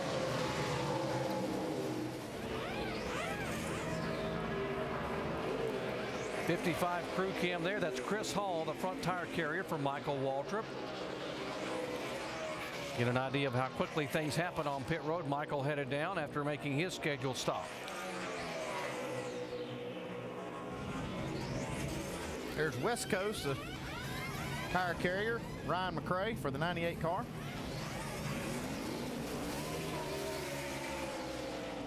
Clean stop. Now David Rudeman on pit road. Jamie. And David Rudeman back in. You know, he got off sequence with that last pit stop on lap 63. 4 tires and Sunoco fuel for David Rudeman, guys. So with Rudeman on pit road, that will make Matt Kenseth the leader with Reagan Ambrose and Tony Stewart in line behind them in sequence. There comes the 17 car of Kenseth, who last pitted on lap 63. A lot of the cars that took that opportunity to pit and get that extra distance, they're going to try to take advantage of it by staying out the lead a lap. You're seeing them doing it kind of one at a time. The 00 did that, stayed out, led a lap. Kenseth is going to do that now, and then he'll probably make his stop. You don't want to wait too long because with these guys that pitted with fresh tires, they'll get so much distance on you. You need to get down and get your fresh tires so you can get your car back up to speed. And here comes Matt. Matt coming off the racetrack will make David Reagan the leader. Jamie. And Matt Kenseth, his car's been handling really good all day. They've just been lacking the speed. So as you said, he stayed out just to get those bonus points. 4 tires for Matt Kenseth here. Lap 63 took 2 tires, so this should help him out. And David Reagan is now in. 4 tires for David as well. He's been hanging in there all day. Car was a little tight early on, guys. Reagan down. A good pit stop for the UPS crew under 14 seconds. Marcus Ambrose, by the way, coming by and staying on the racetrack. So now Ambrose will be credited with leading that lap.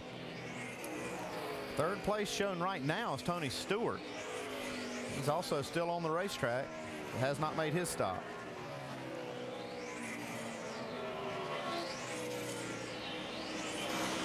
So of the cars that have cycled through the pits, Jimmy Johnson right now being shown in 4th position. And Ambrose sliding up across the racetrack. There is Denny Hamlin, the 11 car, now being shown as the leader as Ambrose peels off.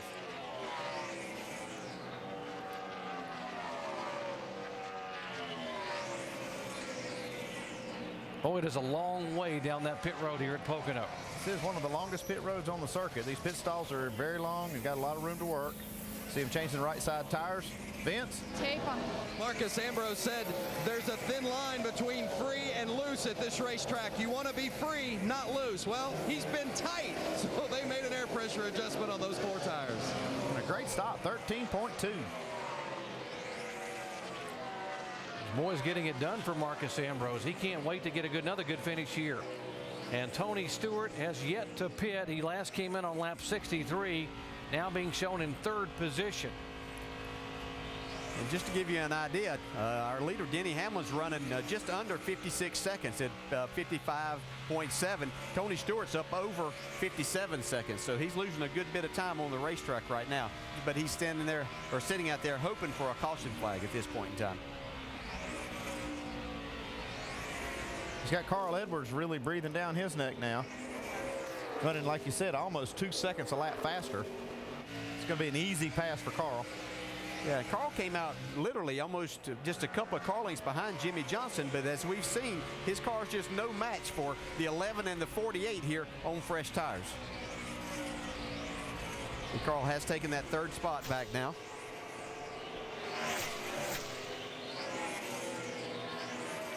So 4 laps away from halfway. There is the leader, the 11 car, Denny Hamlin. It is Hamlin, Johnson, Edwards. Right now, Tony Stewart waiting to pit, and Casey Kane in the top 5 here at Pocono.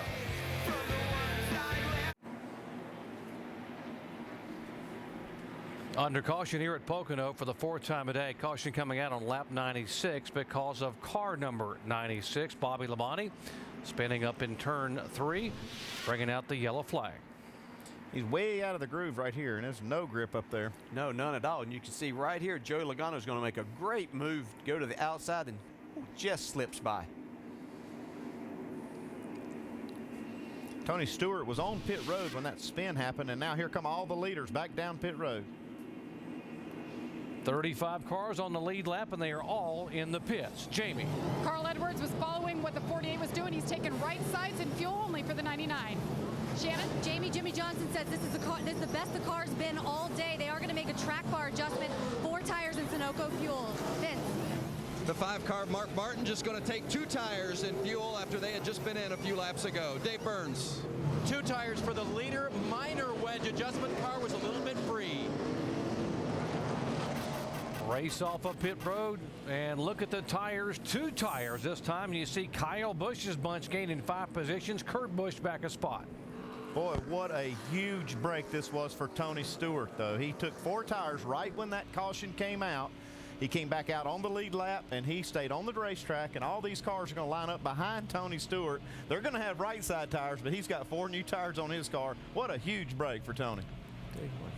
Things are not going his way. The car's not running well. He's been on and off pit road, and suddenly the points leader gets a break here at Pocono. Here's a look at our McDonald's race rundown. Lots of rain over the weekend, Fridays and Sunday. Caused postponement because of rain on the racetrack in Weepers, and we got it going today, but Tony Stewart had to go to the back of the pack to start in a backup car. Early on the green flag, it was Jimmy Johnson, but after the pit stop, it was this guy, Denny Hamlin, who has led twice for the most laps. Hamlin has led 70 circuits here at Pocono. And although it had been a tough afternoon, finally Tony Stewart smoked the points leader, catches a break by virtue of changing 4 tires, and suddenly the caution comes out. And Tony stays on the lead lap. Let's go down to his pits. Dave. And conferring with some crew members right now. Darian Grubb, is this an example of being good and lucky in racing? Yeah, a little of both. We've really struggled today, made a lot of changes to the race car. Now Tony's been driving his way to the front. Got a little break here with the caution flag. With the way everything worked out, we had about 8 laps of fuel on those guys. We're able to pit late, so we're able to catch that caution. Now we got some track positions. Hopefully we can keep it up there. Why do you think the car was so bad at the start, Darian? The track was definitely slick today compared to what it was yesterday and what the setup we had in it. So we made some major swings at it and got the car a lot better now. They look good for now, guys. Let's see how much space Tony can make up, and he'll have the inside line, which is not the best line at this restart, guys. Tony Stewart will restart here in 7th position, and that is a huge break for this team. Yeah, it is. And a lot of cars up there. You see Rudeman starting up front with Casey Kane. Those cars also made that late caution flag stop when the other cars didn't. That puts him up here in the front. But you're going to see what Tony Stewart's got now. He's got a little swagger now going on. He is probably feeling a lot better about his day right now. Yeah, and I don't really think the inside here is starting for him because Tony kind of likes to run that inside, especially when his tires were fresh. So he's probably prefers that's where he's starting. Now, back in June when he started at the back of the field, he was running 8th at this point in the race. He is actually 1 position better than he was back in June. He's in 7th spot.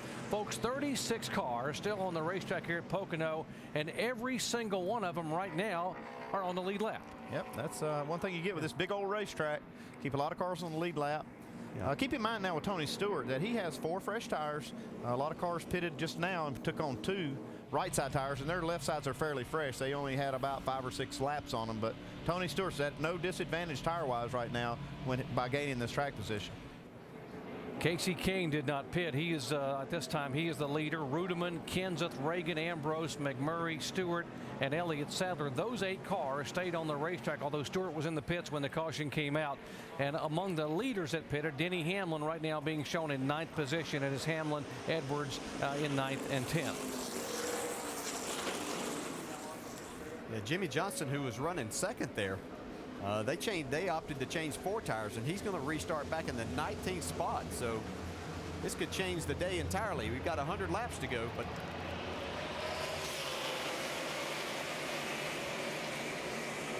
see him breaking out of line back here. Going to be about 3 or 4 wide getting to turn 1. Jeff Gordon to the inside of Denny Hamlin there. Trying to find a way to nudge back in. Hamlin gives him some room, and now Hamlin dives in to go 3 wide. Oh, and the smoke gets a little tap from Hamlin. Jeff Gordon here comes by on the inside of that. Look at the inside line getting a big push this time. And Carl Edwards just cannot get going on these restarts. See his car extremely loose right there, and he's losing spots. Still 3 wide. Hamlin goes down underneath Tony Stewart to be able to get a position and take a spot away. Yeah, I just don't think Tony Stewart's car is to his liking whatsoever today. I'm going to say a top 15 will be a really good day for them. There's Kane, Rudeman, and Kens at the front 3. Jeff Gordon, he slides up out of it. He made a move, but he got off the patch up there in 3. There's Jimmy Johnson, who's been back in the middle of that mess, back behind Mark Martin, now trying to thread his way back. Johnson now making it 3 wide down the front straightaway. The inside of Joey Logano. That's the risky thing about taking those 4 tires at this point in the race. You can get yourself in trouble in all this traffic. Johnson lucky so far, making a lot of good moves. Behind Johnson is Biffle, then comes Vickers. Now Vickers trying to make a move. See Joey Logano trying that outside of Mark Martin going through the tunnel turn. He makes it work. But what a great job Joey Logano did last week at Indianapolis from the back of the pack to a top 12 finish. Looking back from Kyle Busch, you see Logano just sneaking to the inside of Elliott Sadler. Now looking inside of Kyle Busch. 3 wide with Jimmy Johnson on the bottom. Now he's tucked up behind Kyle. Well, Jimmy was trying to make that inside work, but you can see it's costing him as far as momentum goes down the front straightaway. Man, a lot of jockeying on this straightaway. You see Carl Edwards moving 2 lanes. And Jimmy Johnson lost 4 positions on the straightaway. Martin went by. See Tony Stewart's car kind of bouncing around on that lower groove of turn 1. Here comes Carl Edwards trying to get his car headed back in the right direction. He's looking for somewhere to go here. Pushes Tony Stewart right by Allmendinger. That was for 12th position by Edwards. And look how far back that 48 is now. He's all the way back to 24th spot right now. He slipped up there and lost a ton of spots. He lost 4 on the last straightaway coming out of turn 3. Yeah, he was caught down on that inside in turn 1 again. He's going to have to be very patient right now because he could ruin his whole day if he doesn't, stay out of trouble right here. It's a dangerous spot. We showed a graphic earlier. Guys, I don't know what it is, but they're blowing by me on the straightaways. Oh, that's not good news. 4. Take a look at your volts, please. Switch your MSD box. Coming hard.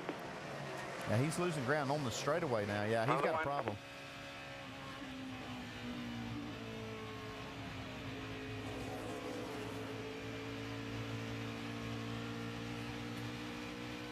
See, switching some of the switches on the dash. Looking at the telemetry now, he's got a problem. Yeah, 2 laps ago, you saw him on the straightaway just pull over and allowed the 5 car of his teammate Mark. Bring it down here. We'll take a look at the plug wires and stuff. Yeah, he's coming in. That's the road speed.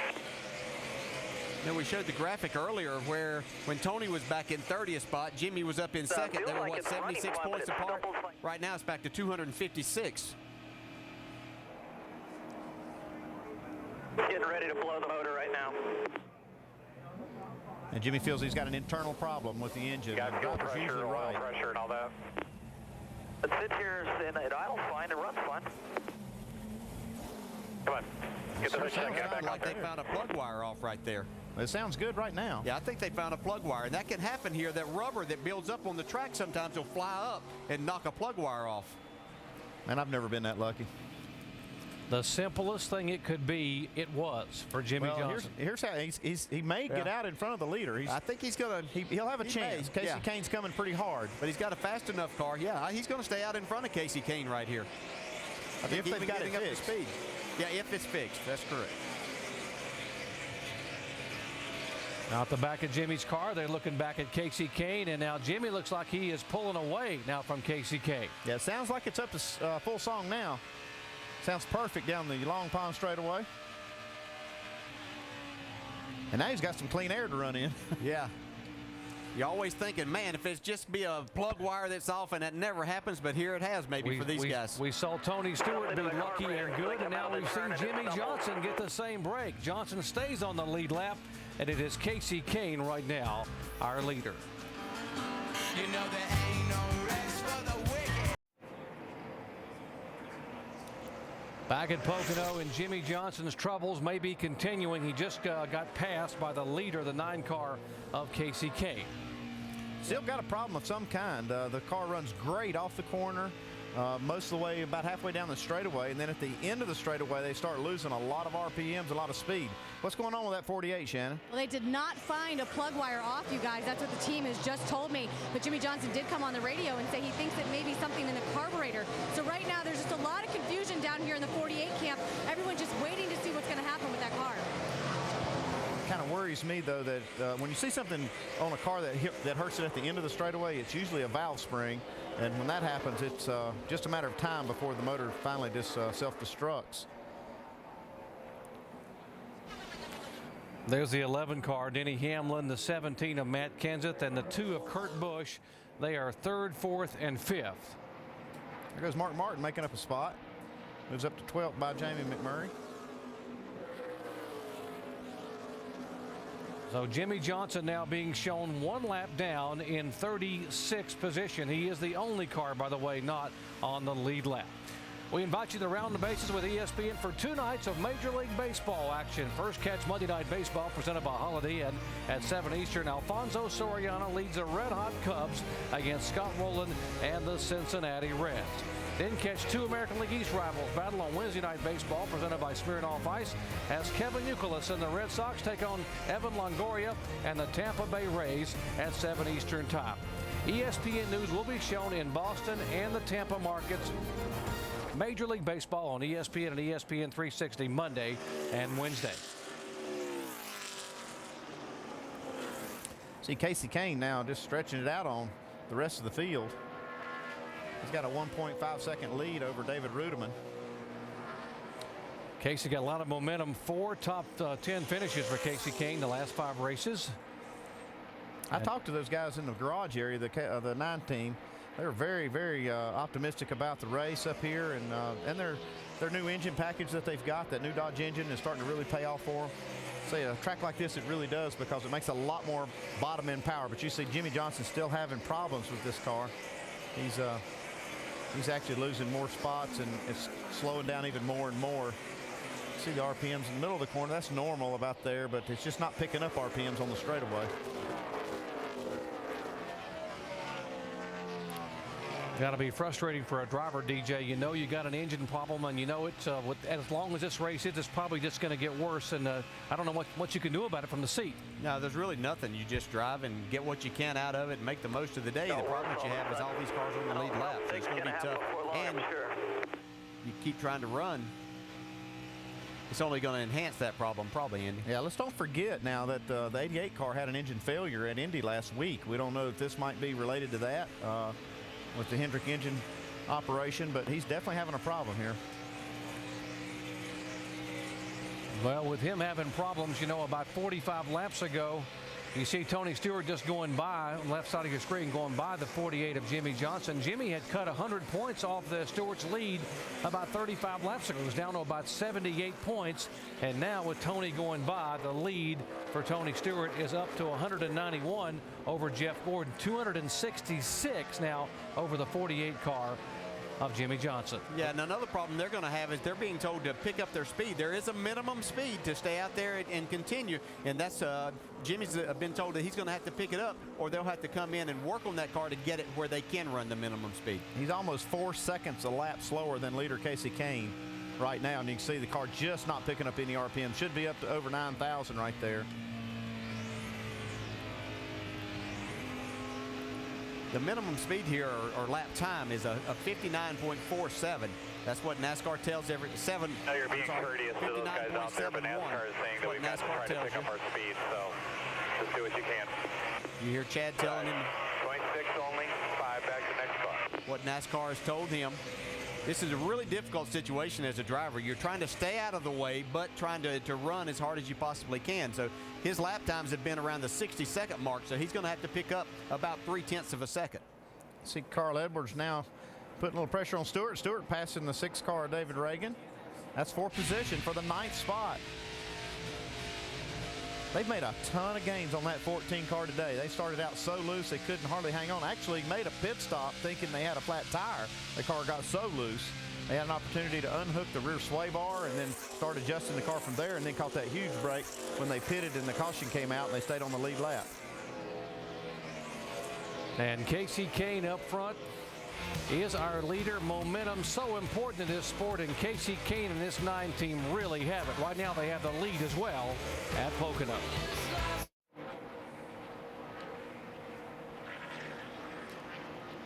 Casey Kane leading here in the Sunoco Red Cross Pennsylvania 500. Kane trying to get his 2nd win of 2009, winning at Infineon Raceway. And that win took the King, Richard Petty, to victory lane for the first time in 10 years. How good was it to see the King celebrating another victory? 6 and 5 car here, Reagan and Martin battling for 11th spot. Yeah, Mark tried to make that inside pass again, just wasn't able to make that happen. He's been a little bit slower making his way back up. Here comes Kevin Harvick. He's on the inside of Kyle Busch. Kyle Busch has kind of been sliding backwards here since that last pit stop. Am I the only one going backwards? Yeah, man, what you got there? Wow. Does not turn with the front tires. Center off. I cannot get on. I cannot get through the center and off of 1. I cannot get off of 3. That was the radio of Kyle Busch communicating with his crew chief Steve Addington as his car has started to fall backwards. Kyle early in the race running firmly in the top 10. Now he's back to 18th. And this is that point in the race where Steve Addington really needs Kyle to stay focused. Sometimes he gets frustrated if they don't have a winning car. And Addington says Kyle needs to understand that you can still win the war without winning every battle. Sometimes 10th place is a good day. They got a lot of work to do to get there. Jamie? Well, Vince, I'll tell you what, the guy who was in the news all week, the 42 of Juan Pablo Montoya, he's had his issues today, though. Remember at the top of the show we talked about he picked the first pit box. Well, he slid through it twice today. He came in and he pitted on lap 88. Well, he went back out after he slid through his box. He said he had a vibration. They had to change all 4 tires on lap 98. He slipped back. Right now he's sitting on the cusp of those chase standings that we're talking about in 12th.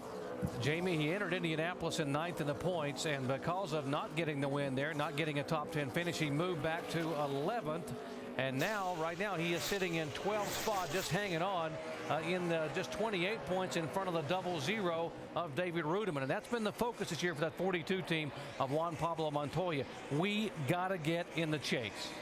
Yeah, you've heard Montoya talk about it every week in every interview, that's their goal, try to get top 10 finishes and get themselves situated solidly in the chase. But there's so many cars that finish on the lead lap here, and if you have any type of problem, you can find yourself slipping backwards, and that's exactly where he's at today as we look at the points here. Yeah, you see David Rudeman only 28 points out. The way they run, he's running second on the racetrack, and if he could bring a top 5 finish on, that'd put him a lot closer to making that chase. Yeah, but we'll caution you, there's still 80 laps to go in this long race today, so a lot can happen, but as of right now, David Rudeman's looking pretty good. You also saw Kyle Busch back there in 14th position. He lost 4 spots as a result of that 38th place finish at Indianapolis. You heard him talking about just being able to get top 10 finishes. Let's listen into the radio for our leader, Casey Kane. Saving a pretty good bit, Kenny. That's 4, man. Good deal. Good deal. We're all right. I just wanted to save a little bit, but we're fine.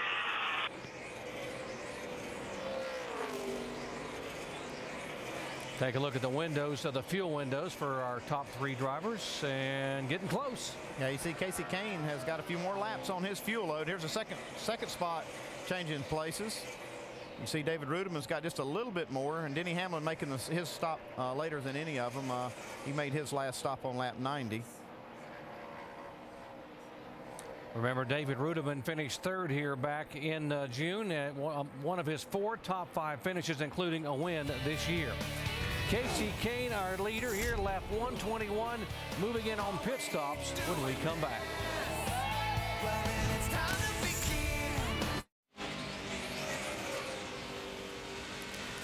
Here are the current standings for the AT&T Fastest Pit Crew of the Year. Points are accumulated by the team who wins the race by fan voting and by an ESPN pick, and it is Jeff Gordon, Earnhardt Jr., Stewart, and Johnson.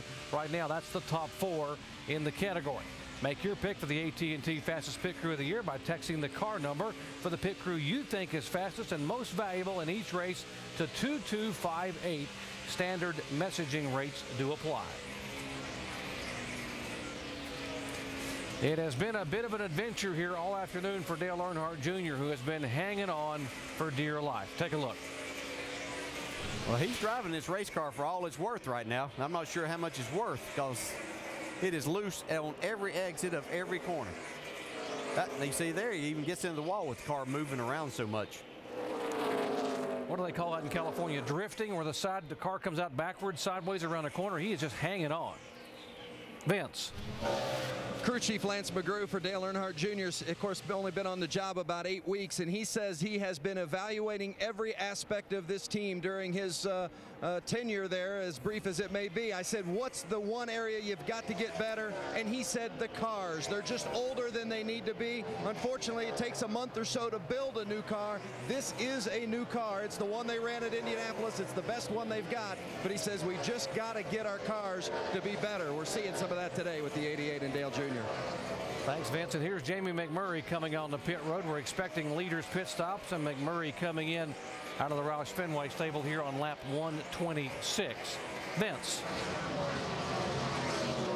Jamie McMurray, you see that Crown Royal sponsorship. That's leaving the 26 and going to the 17 next year. The car has been extremely loose all day. The team tightened it up, but Jamie said he couldn't steer it like he wants to, so they loosened it up again. So now it's getting better.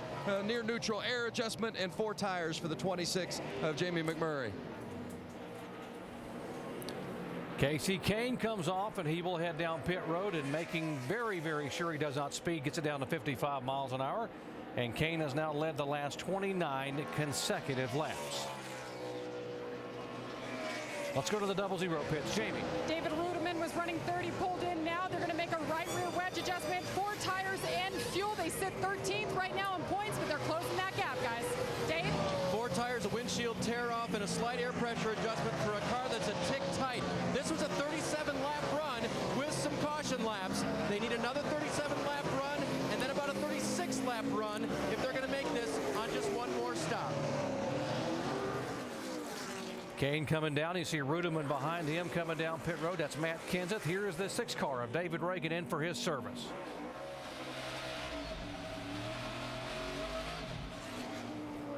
So Denny Hamlin will be the leader on the racetrack, and then Kurt Busch, Gordon Ambrose, and Edwards. They have yet to make their pit stop. Guys, they're trying to lean on this a little bit, and as you heard the calculations, maybe they'll make it on one more stop. I was just sitting there doing some math while Casey Kane was making that pit stop, and I came up with the same numbers. They've got to stretch this thing. They had 4 laps of caution in that last run to make that 37-lap run. Battle for position. That's Edwards and Ambrose. Edwards has the spot. That's 4th position. Ambrose is 5th. You can see the 19 car under Carl there. He just had been in pits and got fresh tires. You can see how much of a difference that makes as Elliott was able to go in front of Carl Edwards. Marcus Ambrose has done a great job today keeping that car in contention, and they got a good break that last caution when they were able to stay out, and it's paid off really well for him. Sitting here in the top 5. He brushed the wall earlier. He's had quite a day, hadn't he, Vince?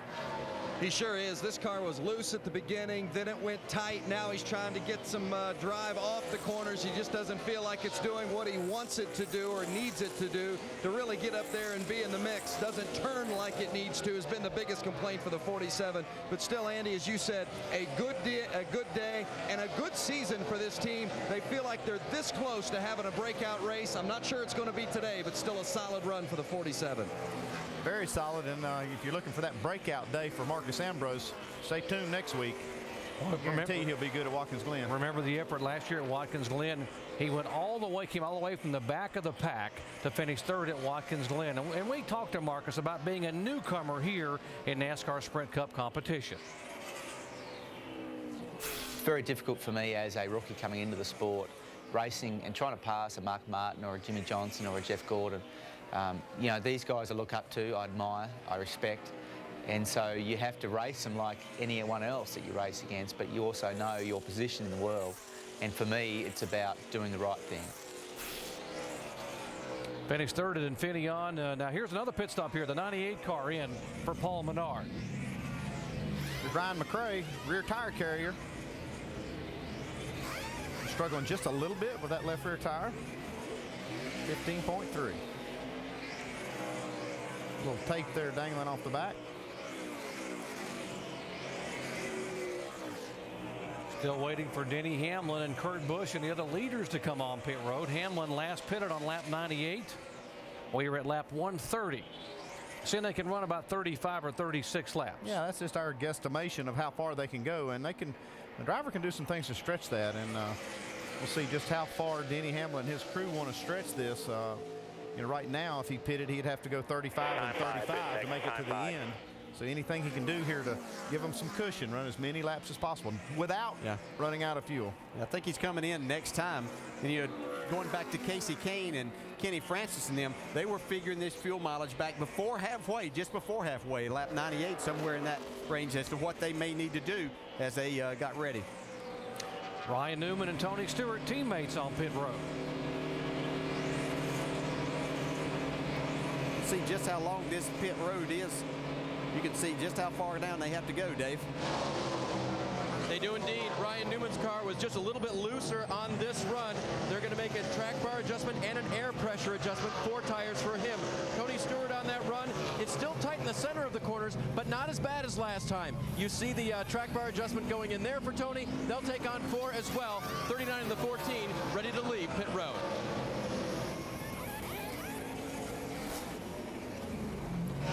Vince? The 18 car of Kyle Busch, he says it's been about into the wall every single lap. He just doesn't feel comfortable with it. They gave him 4 tires, made an air pressure adjustment. Dave Burns. And Denny Hamlin gives up the lead to come down pit road, following Reed Sorensen and Robbie Gordon down. He hits his marks on the pit box very well. The crew will go around to the right side first. He wants no changes on this car. He told crew chief Mike Ford about 15 laps ago, if we just get it out front, we'll be fine. Going to the left side now, trying to complete the stop, keep his position relative on the racetrack. We'll see where he ends up in position to the 9 car. Casey Kane will go by, and Denny Hamlin will have to try to stay ahead of the next guy behind him. See Kurt Busch coming down pit road. There comes Carl Edwards and Jeff Gordon side by side. There's Jeff Gordon in front of Carl coming off pit road. Finish that timing mark right there, and they can accelerate. And you saw in front of these a moment ago Jimmy Johnson coming out. Jimmy Johnson being shown a lap now in 36th position. The 29 car of Kevin Harvick is the leader. Harvick coming off that impressive performance at Indianapolis. Impressive not for what they've done in years past, but for this year, Kevin Harvick getting a top 10 finish, 6th at Indianapolis in this new car. Let's go down to the pits in Shannon. Kevin Harvick, what a day it has been for this team. He suffered came down on pit road a little bit early right before the caution came out earlier in this race and had to restart all the way back in 34th. Right now the car is a lot better. He just needs a little bit more rear grip for this 29 car. This is the same car he had. You see that wedge in the back window making a chassis adjustment. This is the same car that Kevin Harvick had at Indy last week. 6th place finish. He was very happy with this car coming into the weekend. Right now, Kevin Harvick is down and away. What's amazing how just changing the generation of one of these cars can change your total outlook for a team there. It's done that for RCR and Kevin Harvick and Clint Boyer. The 9 car, Casey Kane, is the leader. You see him in front of Jimmy Johnson. Johnson now being shown 2 laps down in 36th. Still nursing that thing along, trying to keep it alive. Jimmy Johnson has had 1 DNF this year, that coming at Talladega because he was involved in an accident. He has never had a DNF, did not finish in 15 races at Pocono, but he is trying to hang on for the final laps here today.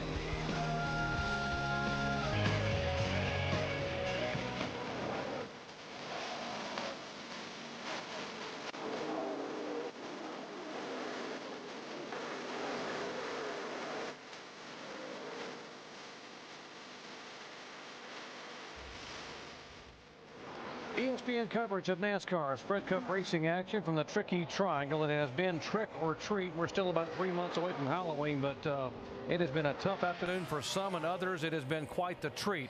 Up front, the 9 and 11 having a good day. Casey Kane in the 9 car and Denny Hamlin in the 11. You got a race for the lead now. Denny Hamlin has run down this 9 car. Casey Kane had to make that stop just a little earlier, so he has a few more laps on his tires than Denny Hamlin. And Denny Hamlin's car is so good, though. He's able to go fast when he has fresh rubber on, and the car just doesn't give up. So they really have this thing dialed in, and Denny's doing a great job of wheeling this thing around here. Seen him a couple of times with it, just sliding it through the corners. Not that the car's handling bad, he's just driving the wheels off of it. I remember something that we did in practice on Saturday. He was not all that optimistic about how he was going to run. He said he didn't feel like he had the car. Here comes Gordon now and Matt Kenseth. Denny Hamlin looking inside on the right-hand side of your screen, looking inside of Casey Kane, going to take that lead away. And Hamlin will take the lead. We have a 12th lead change for the day among 8 different drivers. Dave? The word to Denny Hamlin was save your tires. His words back, I want to get him while the tires are good. So at their freshest, those tires have a lot of grip. And this car that was not good on Saturday, and in Mike Ford's words, they made an in-frame overhaul, they have fixed to come out and lead this race again at Pocono. Yeah, it's not only good there, he gets out front. He can kind of drive the way that he wants to now. He can save some fuel if they're needing to do that. Plus, he can save his tires a little bit more by being out front. I like that whole philosophy right there of just striking while the iron's hot, get out there, get that lead, and then you can be in control of the race. See teammates right here, Carl Edwards, Matt Kenseth. That is for 6th position. Edwards has taken a spot away from Kenseth. We mentioned Carl hasn't won this year. Matt Kenseth won the first 2 races of the season at Daytona and California. Well, Matt's struggled somewhat today, but he's found himself because of pit strategy and things up in the top 10, and he's trying to make the most of that. And that's why you saw him just kind of let Jeff Gordon and Carl Edwards go. Marcus Ambrose trying to hold off Mark Martin for position. Ambrose running in 8th spot. As we mentioned a while ago, another very solid day for Marcus Ambrose, doing a terrific job here, as is Mark Martin. We've talked about how he hasn't won here today. That really wasn't his focus. They know that they just need to get out of here with a solid top 10. If they can get it in the top 5, that'll be great. We heard Marcus Ambrose talking about respect. That's the way you gain respect from these veteran drivers. Mark Martin was coming. He pulled over and let him go. And that was a good, smart move by And here's Ambrose. the 48 car of Jimmy Johnson. He is being shown 2 laps down in 36th spot. Shannon. Guys, I wish I had more information for you, but the team just telling me that they had a miss in the engine. 1 lap, Jimmy Johnson will say that the sound good or isn't running well. And then the next lap, he says it's fine. They did come down pit road. They did not get under the hood. They just did 4 tires and fuel. But one thing, guys, that Jimmy mentioned was maybe there was possibly something in the fuel. What do you guys think about that? That's a definite possibility, Shannon, and we were speculating some of that because it's been so, you know, up and down for Jimmy Johnson. He can sometimes run, like right now, he's running 56.90s. That's not just maybe a second off of the leader. Earlier, he couldn't even run 60-second laps, so it's just been coming and going for the 48. Yeah, there's just so many things. I mean, obviously, with all the rain that we had, could some water have gotten in the fuel, but nobody else is really having the problem, so not sure about that. But, yeah, it's kind of strange whenever you get in this situation, and yeah, they'll tear this thing apart on Monday trying to figure out exactly what, or on Tuesday now, I'm sorry, it is Monday, but on Tuesday trying to figure out exactly what's wrong with it. Yeah, and the fact that this engine has not blown up yet kind of tells me that it's not a valve spring or something like that, because a valve spring failure would have already probably caused a total engine failure. And here is the caution now that Jimmy Johnson needs. They need to get in here and look at this car. So this is definitely going to help Jimmy Johnson and Chad Knaus figure it out. The 6 car, David Reagan, had some contact with the wall, and that brought out the caution for the 5th time today. It's like same thing, Bobby Labonte, just up out of the groove right here. See what David saw looking back at Allmendinger. He got off of that patch. These guys talking about running in up in turn 3. A little scrape of the wall, maybe. So the 48s will come on the pit road early because he needs to take a chance, and you give as much time as they can to look and see what do you look, Andy? What's the protocol? Everything, man. You're going to go in there and look at all the plug wires. They're going to probably change. We heard them say something about changing the distributor cap and the wires. That'll change that whole ignition system as far as the the plug wire system. They have to get this air cleaner off. You're going to look at the carburetor. You see them looking through there. Get some tape on those cycles. Make sure they don't have like a booster or some part of the carburetor that's coming apart. Because it all seems to be in the top end. It's the end of the straightaway from about halfway down that they start losing that. It just doesn't seem the RPMs climb from there. And Jimmy said it's intermittent. Even 2 yet, lots of time. Yeah, they're keeping up with the leader. This is a good opportunity to get some time to work on this thing. 10,000 RPM, one of the cylinders goes out, if not 2. It sounds pretty good right there with no load on it. It doesn't look like they're going to change the distributor cap and wires. So they're checking the boosters. That's there's boosters inside that carburetor that where all the fuel is metered through, and they're checking those things to make sure there's nothing loose or clogged up. Even with those gloves that those guys have on in the fire suits, Andy, that's still extremely hot working around in that area. It is. Well, the carburetor itself is fairly cool, but you start getting below that manifold, and everything is hot. I mean, come close to those headers, it'll blister you in a second. Mark the header tubes. Did you guys mark the header tubes? All right, come on. Okay, they're just going to get back out on the track now and try not to lose another lap, come back in and work on it. You can see they kept the air cleaner in their hands there. They'll put it back on next stop. So he'll come back around. The leaders will come on the pit road this time. The 00 Ruderman. Jamie. And last stop, he made a wedge adjustment. He said it made him so loose, he can't believe how loose it was. So they're going back on that right rear wedge. 4 tires and Sunoco fuel. Shannon? Jamie, Kurt Busch has been loose all day, but it's going to be 2 tires for the 2 car. 7.7 second pit stop. Dave. Try to win. Casey Kane's car is front positive, back slippery, track bar adjustment, and 4 tires. For the 11 car of Denny Hamlin, a 2-tire stop, and he leaves pit road. The race off of pit road, you see the 2 tires there for Hamlin Edwards. Essentially all the guys there in the top 8. Casey Kane got 4 tires. That cost him 7 positions. Well, Casey Kane needed tires. He had more laps on his tires than the other guys, and so he had to get 4 tires in that situation. Caution for the 5th time today on lap 141. The issue with the 6 car was David Reagan. Back at Pocono, Jimmy Johnson back in the pits, and now they have changed the carburetor on the 48 car. There's the one they just took off. They put the fresh carburetor on it, put some gas in it, fired it up. The leader's now off between turns 2 and 3. That's the wonderful thing about running on a track this size is you got a lot of time under caution to do a lot of work. You see they've changed the carburetor, put the air cleaner back on, and they still have time to change tires. The pace car is just now in turn 3. They'll have time to get around here and get all 4 tires on. They're not going to try it, that doesn't look like. Got to get the hood down. They'll come back and get the left sides. Go, go, go, go, go. There's the leaders coming off of 3, so Jimmy will be able to ease his way down pit road and stay just 2 laps down, not lose any more time. That team did a great job of managing time, getting that car in and getting the air cleaner off, going back out, coming back around, changing the carburetor. Chad Knaus is doing a great job with this team, trying to figure this problem out and stay in the contention here. We'll find out how if that did have an effect and maybe cleared up the issue with Jimmy. While we do that, let's check in with our in-race reporter, Carl Edwards, in the 99 car. Carl being shown in the 6th position. Hey, Carl, Dale Jarrett, you have a copy? Yeah, I got you, Dale. I was looking for you earlier. Yeah, and there's some of those long runs. We got to make that happen. Talk to us then, man. Hey, looks like you're struggling a little bit on the fresh tires. Takes a couple of laps for it to come in. Are you trying to adjust on that, or are you just pretty happy with your car? Well, it was just chaos that last restart. The car was actually pretty good, but my spotter was telling me 4 wide, so just didn't want to wreck anybody or myself. So I think we're going to be all right here. We got 2 tires. Everybody in front of us doesn't have any, so we'll see what happens. That 11 looks pretty strong. You look at that as your competition to try to win this thing? Yeah, the 11's good. The 24 was real good that last run. He was real good, so... Hey, if you get a lull in the action, you see me out here and I look bored, give me a holler, buddy. All right, we'll do it, man. Thanks. Carl Edwards won this race a year ago and finished 2nd here back in June. This is a very good racetrack for Carl. As we told you earlier, hard to believe, but the guy who won the most races a year ago, which was this team with 9 victories, has yet to go to victory lane here in 2009.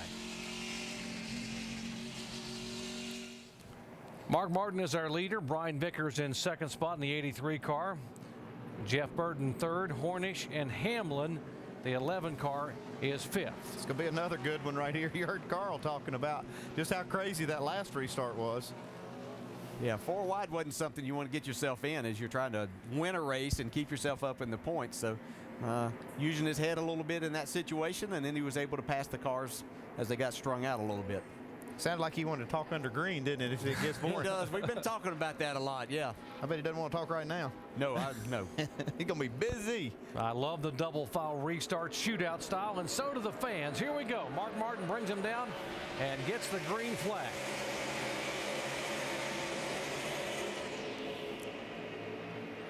The top 4 cars here in line stayed out on the racetrack and did not pit. The 2 wave around cars, by the way, were the 1 and the 34. See Carl there. He's right behind Sam Hornish. That outside line, he thought he was in, I would think he was in position to go where he wanted to. Look at this. There we go. 3 wide pushing each other. Newman pushing the McMurray, the 39 and 26. There's Bobby Labonte, Elliott Sadler up on the outside. There's Montoya caught back in this mess.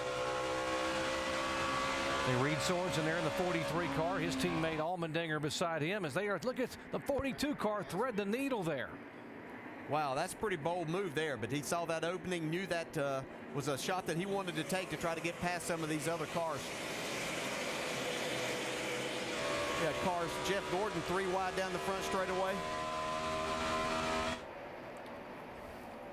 What a scramble. There's Gordon on the bottom of the racetrack now trying to hold that position underneath the 77 of Hornish and digging up on the inside of the 31 of Jeff Burton. Hey, look at Tony Stewart now, and behind them 3 wide with Ryan Newman on the outside. Here comes Allmendinger on the outside. There's David Reagan in the mix of this. He was the reason for the last caution. Looks like his car is okay, though. Here comes Ryan Newman trying to get to the inside of his boss right here. So Stewart and Newman are 20th and 21st, are battling for 20th position. And the 0-0 of Rudeman taking the spot away from Hornish. That's 7th. Well, these guys that stayed out with no tires there, really no match for guys just with 2 tires and obviously the others that got 4. So it makes a huge difference. They were just trying to gain some track position and kind of make something happen at this point. Remember 1 week ago in the final laps, the 42 and 20 were just beating the quarter panels off each other, racing for that 11th position. Montoya got it, and Logano finished 12th, but they swapped it back and forth 3 times in the final 2 laps. Yeah, right there, they were trying to split Tony Stewart. Hey, look here, 3 wide again, going through there. Kyle Busch in the middle, Junior on the outside. Boy, Kyle backs out and Kenseth gets the line, and then now Junior will try to jump down on the inside of the 31 car. Burton.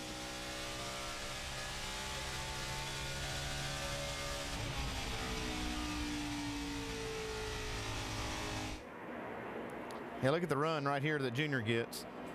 Oh, a little bit loose right there for Junior on the inside of Jeff Burton. Got a caution. So watch Casey Kane in the 9 car, easing in between them. Whoa! Wow, what a move that was. What a move. Robbie Gordon had got turned around up in turn 3. You got flat tires, pit this time. If you think your tires are going to go flat, pit this time. Yeah, they're flat. Well, it's getting wrecked, okay? I don't care. NASCAR can park here, whatever, but He's not very happy with somebody. We may get to see who that is here. I say we will before the race is over. I'm sure Robbie will cool off between now and Thursday. Robbie was having a pretty aggressive attack here. Good run up high there. And it's in progress. So he gets a tap after he spun from David Stremme, but that was just because Stremme had nowhere to go up high.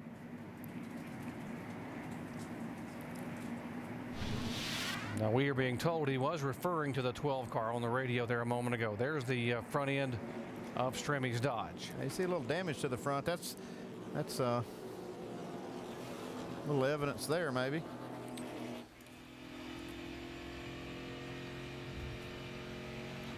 By the way, the free pass will be the 48 car, so the Jimmy Johnson will get one of his 2 laps back by virtue of this caution flag.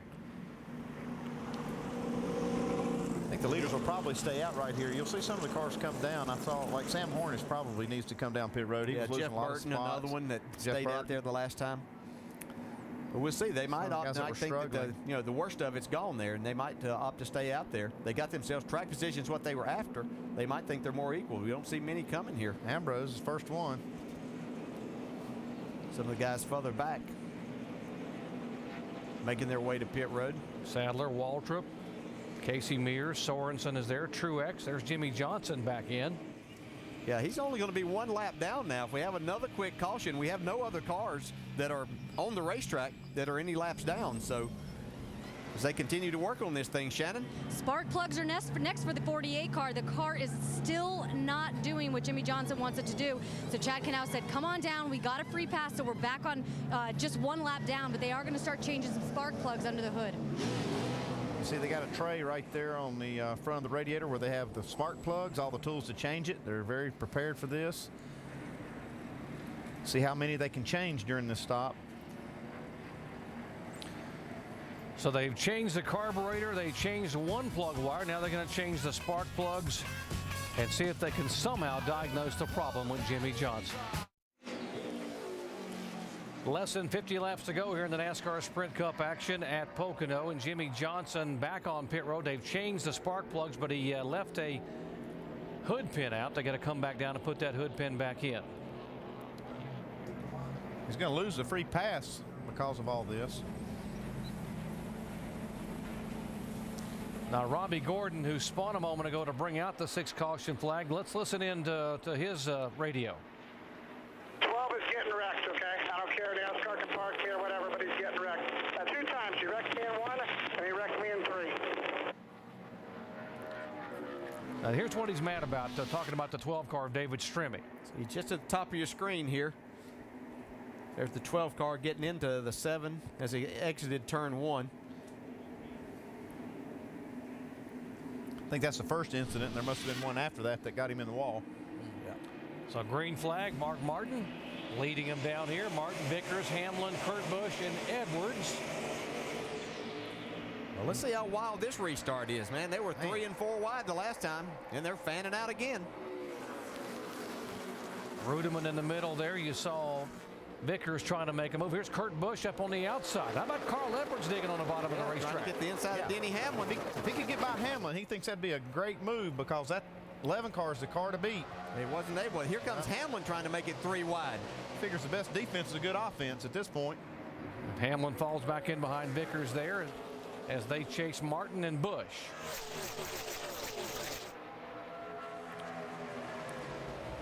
Here's the 12 and the 7 car running together.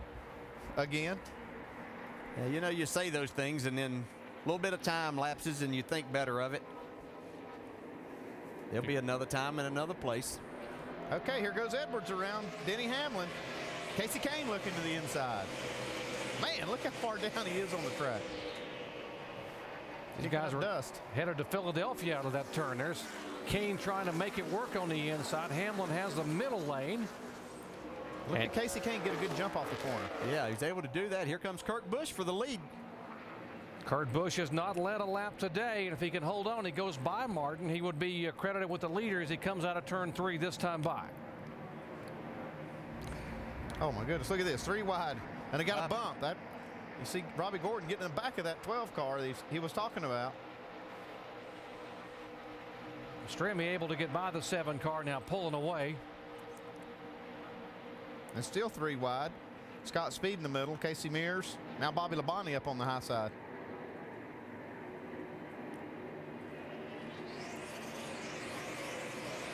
'24 car, Jeff Gordon, the 00 of Ruderman, and the 29 of Harvick. These are 7th, 8th, and 9th. And Joey Logano and Juan Pablo Montoya side by side again. Harvick's been able to make a nice comeback. They got caught earlier in the race as far as in the pits, and the caution came out. They got the wave around, but he's had to battle from the back of the pack, and they've done a nice job with strategy and a good race car here. Again, coming off that 6th place finish at Indianapolis, this is the same car, the new design that Richard Childress Racing. They said they've been working around the clock to get these new cars out, and they got one for Harvick and one for Boyer. And Harvick very pleased with his performance last week at Indianapolis. A big step forward given how much they've struggled here in '09. Now what about Jimmy Johnson? They came in, they changed the carburetor, they've now changed the spark plugs. Johnson still being shown back in 36. He's now 3 laps down. Last lap, he was the same speed as Kurt Busch, the leader. So right now, it looks pretty good for Jimmy Johnson. Except for that 3 laps down part. Yeah, I'm talking about for the performance side of it. Yeah. They've been trying to fix it. And a bad spark plug could do exactly what we saw happening with him, couldn't it? Absolutely could, so they may have found it. Kurt Busch in the 2 car. He won this race 2 years ago. In fact, that win here 2 years ago was his very first win with crew chief Pat Tryson, when he came here to Pocono and dominated the day, leading 175 of 200 laps. So Kurt Busch becomes our 10th different leader on the afternoon. Yeah, he's got it. Back at Pocono Raceway, we are under caution, and yes, the 7 car and the 12 car were involved in this caution flag. NASCAR Sprint Cup presented by Old Spice. Here's what happened. It kind of developed on back in the corner. See, Robbie Gordon is trying to send a message to David Strimmy. I don't think David was accepting it too well here. You see, Strimmy pulls over to the inside. They continue to race. Go down in the tunnel turn. Everything's okay right here. But as we exit, it's like, did Robbie Gordon turn down on him there, Dale? No. It looked like Strimmy lost the nose of his car right there. Yeah, could have. Here again, coming off a 2. That might get a trip to the truck. Well, if they hadn't had earlier contact, you'd say this was just racing. Well, from that angle, maybe not. Now, Robbie bumped him and was talking about spinning him, but he decided to go on by. Yeah, I mean, that's the thing. He said he was going to wreck him, but then he had better thoughts of that, and then gave him a message or two and was just going on by, and then that incident happened. And the difference is Robbie Gordon owns his own car and is a very limited operation in terms of sponsorship, and David Strimmy drives for Roger Penske. There's still just 2 racers out there that have emotion. We've got a lot of guys on pit road here. They're still not in a window to make it from here. No, can't make this many laps. Now, we are being told that there will be a 5-lap penalty for the 7 car and the 12 car. You've heard of the penalty box. You're about to see it invoked here at Pocono. So in the 12 for aggressive driving and the 7 car in the penalty box for attempting to be aggressive. We'll update that penalty and more when we come back in just a moment. Back at Pocono, Robbie Gordon on pit road getting the splitter put on the front of his car and getting some of the sheet metal beat out. Here's what we've been told by NASCAR. The 7 car being held 5 laps for hitting a car under caution. And the 12 car, David Stremme, being held 5 laps for aggressive driving on the racetrack. Yeah, well, I can understand the penalty we see David Stremme serving right now, but they're having a hard time with Robbie Gordon now. He's been a victim of one of the accidents and then was definitely a victim of this one. I didn't really see, must have been something we didn't see that NASCAR is penalizing him for. Well, we're going back racing here. Those guys on the pit road, and green flag comes out again. Kurt Busch leading him down. Martin Edwards and Martin and Jeff Gordon trying to ride that high line draft into turn 1. I see 2 cars up there. Carl Edwards and Jeff Gordon's cars are really, really good right now. Obviously, Kurt Busch he's out front. These 2 guys have made their way up there. They're going to be a part of this. Denny Hamlin didn't seem to be quite as good on that last run before. We've had the caution, but apparently they're not concerned about it, or they would have come to pit road. Man, look at these guys racing in this tunnel turn. Woo. Oh, maybe. And Allmendinger just gets squeezed in behind Newman. Man, Newman is very aggressive here now, trying to make spots. Casey Mears jumps out of line, bringing Junior. It's almost like a restrictor plate race on these restarts. Yeah, that strip of pavement up in turn 3 has allowed these guys to be able to run 3 wide. You used to couldn't run through there 2 wide hardly. A lot of these guys with new tires on. Battle for position. That's Vickers now moving in on the inside of Gordon, and Carl Edwards running in second. Edwards has yet to lead a lap today. Edwards looks real strong, but Denny Hamlin has lost a lot of spots, and we speculated something's wrong. We don't know exactly what it is with the 11, but he's not going where near as good as he was earlier. Now here he comes back, making a pass on Casey Kane, getting that spot back. Dave, what are they saying? Well, about the time David Stremme and Robbie Gordon were having their argument on the track, Denny Hamlin was contemplating coming down pit road. The car is so bad compared to the runs before that, and the main reason you can look at is they only took on 2 right side tires. As we see more restart action back here in the pack, but Hamlin's car not handling well at all. He wants to come in and take on those 4 tires as soon as he can. Boy, Tony Stewart somehow got out of that mess. He's back in he's in 22nd position now. Yeah, a lot of these guys have been in on pit road, gotten 4 tires. They're not going to be able to make it to the end on fuel, but whenever they do come down, they will probably be able to only get fuel, so they'll spend less time on pit road if we should go from here. Now, what about Jimmy Johnson? Where are they in terms of having the problem fixed? Shannon. Well, Chad Knaus has been patiently leading his team through a series of pit stops. Can you tell us if you guys figured out what's wrong with the car? Yeah, I think we've got the issue solved, but unfortunately now we're still 2 laps down. So unless we get some quick cautions here and we're able to get back on a lead lap, it's going to be for naught anyways. But we did isolate the problem, so the car is running a lot better. It's just unfortunate for this whole Lowe's team because the car was obviously running very well, and I hate that for everybody at Lowe's and Hendrick Motorsports because they put a good car underneath us. These guys have been patient up here. They have been moving through pit stops and working on this car. A true championship team up here, guys. So they are 2 laps down now. They got a lap back on the lucky dog last time by, showing in 34th position. There goes Busch and Edwards, and there's the interval back. About 10 car lengths back to Mark Martin and Jeff Gordon in 3rd and 4th. Vickers is 5th. That was Reed Sorensen you saw peeling off for the pit road. They've got a little problem they're working on. Yeah, there's Montoya and Joey Logano back at it again with each other. This has just continued since they left Indy. Yeah, we were told by NASCAR there was an incident under caution with Robbie Gordon that we did not see, and that's what he got penalized for. Actually running into David Stremme under caution. Joey Logano back in the top 20. He has been the highest finishing rookie 20 times this year. 96 car, Bobby Labonte, the 2-time winner here, or 3-time winner here. He won both races in 1999. Logano try to go to the bottom to make the pass on Labonte. Try to slide up in front as they exit turn 3. Takes the 17th spot away. When they first paved that strip up there in turn 3, there was so much grip up there that you couldn't even run on the bottom, but now you see that it's starting to even out some. And some of the cars that can run all the way down there are making some ground. You saw Logano make up a spot. 35 laps to go here at Pocono. We got one more pit stop to go, And Kurt Busch driving for Penske in the Dodge is our leader. Mark Martin trying to run him down. He's third. Carl Edwards trying to lead a lap and maybe get a win, but they're all chasing this guy.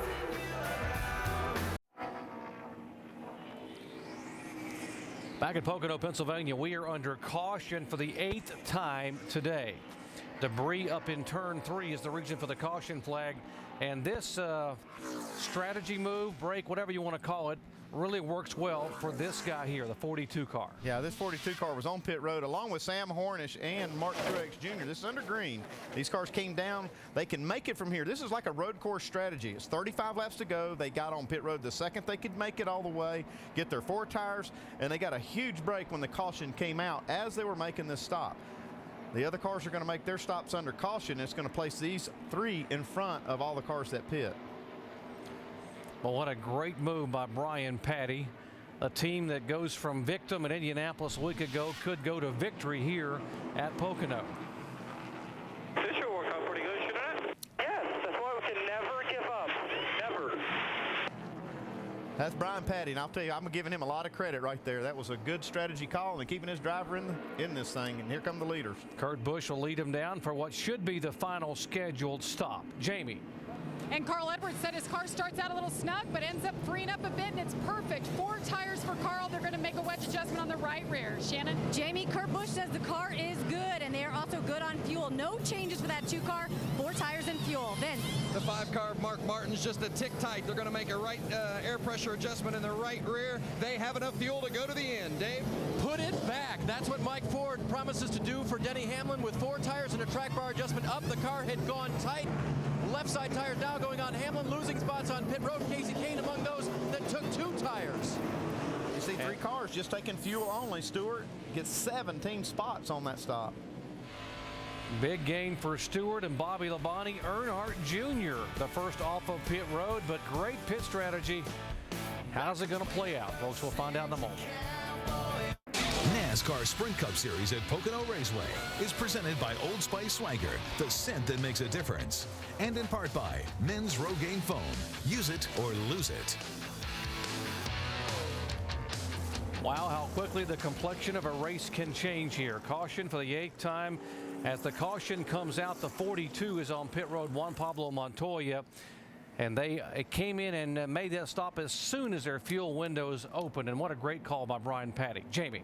And here's Brian Patty, now the man who's getting the credit, big time credit by Andy Petrie for that call. Now that you guys got up there track position, do you have a car good enough to win this race?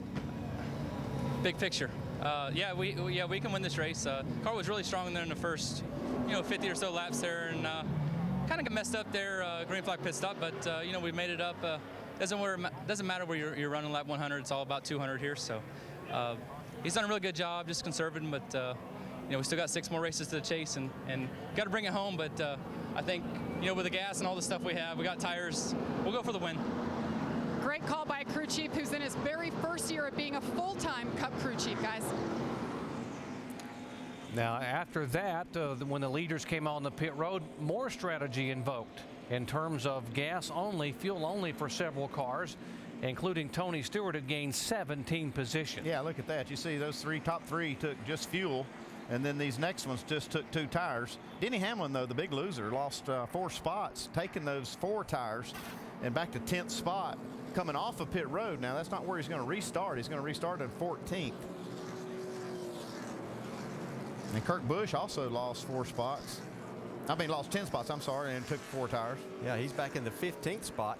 Carl Edwards, who was running up in the second, he's back in the 17th spot. So we got a lot of the guys that looked like they were going to win that have a lot of ground to make up. What just happened? Yeah. Yeah.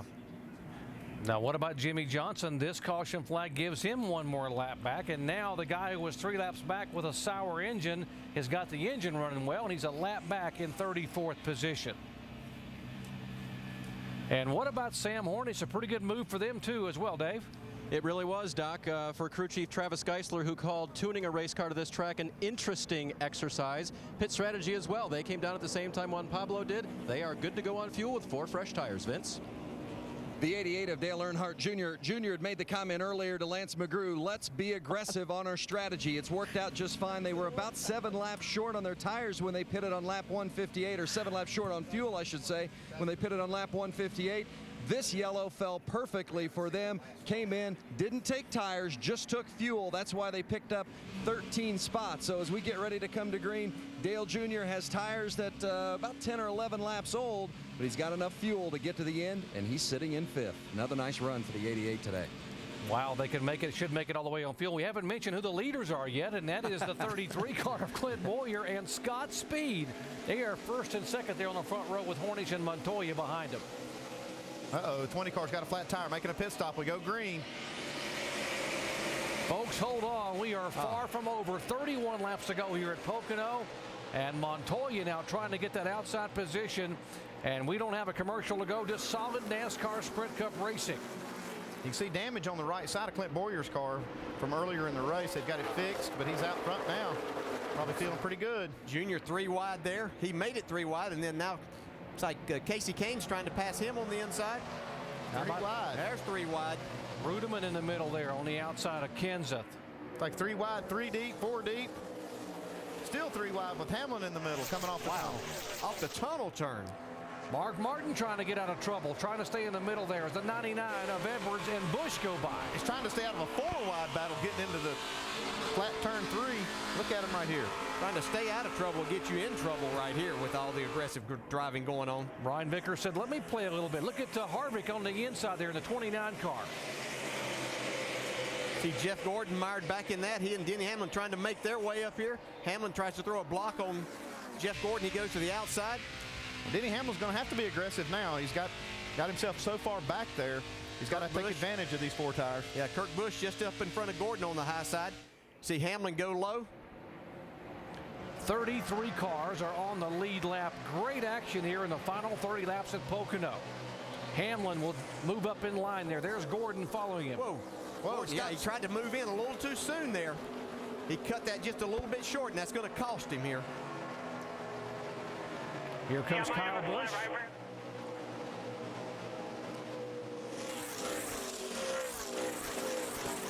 Gordon was trying to pass Scott Speed and thought he had him cleared and tried to move back up a little bit. Here comes Montoya inside of Hornish. These are the 2 gamblers that were on pit road when the caution came out. Montoya moving to the inside, still side by side. There is the 24 car of Gordon now. What a fray back there, Edwards and Gordon. Can Clint Boyer have enough fuel, Andy? It's going to be very, very iffy for Clint Boyer. He'd have to go 41 laps, and I just don't think he can do it. Without any cautions, I'm almost sure he can't. He might be gambling on some late race cautions and extending that, but here's a 3 wide battle with Edwards in the middle. Scott Speed going backwards. He started on the front row in this restart, but he's going backwards quick. 12th, 13th, 14th, Edwards, Gordon, Kyle Busch. Mark Martin is there. Behind Martin is, you see Speed and his teammate Vickers back there. You're going to see Harvick. Look at Kyle Busch getting completely out of the groove. Into the wall.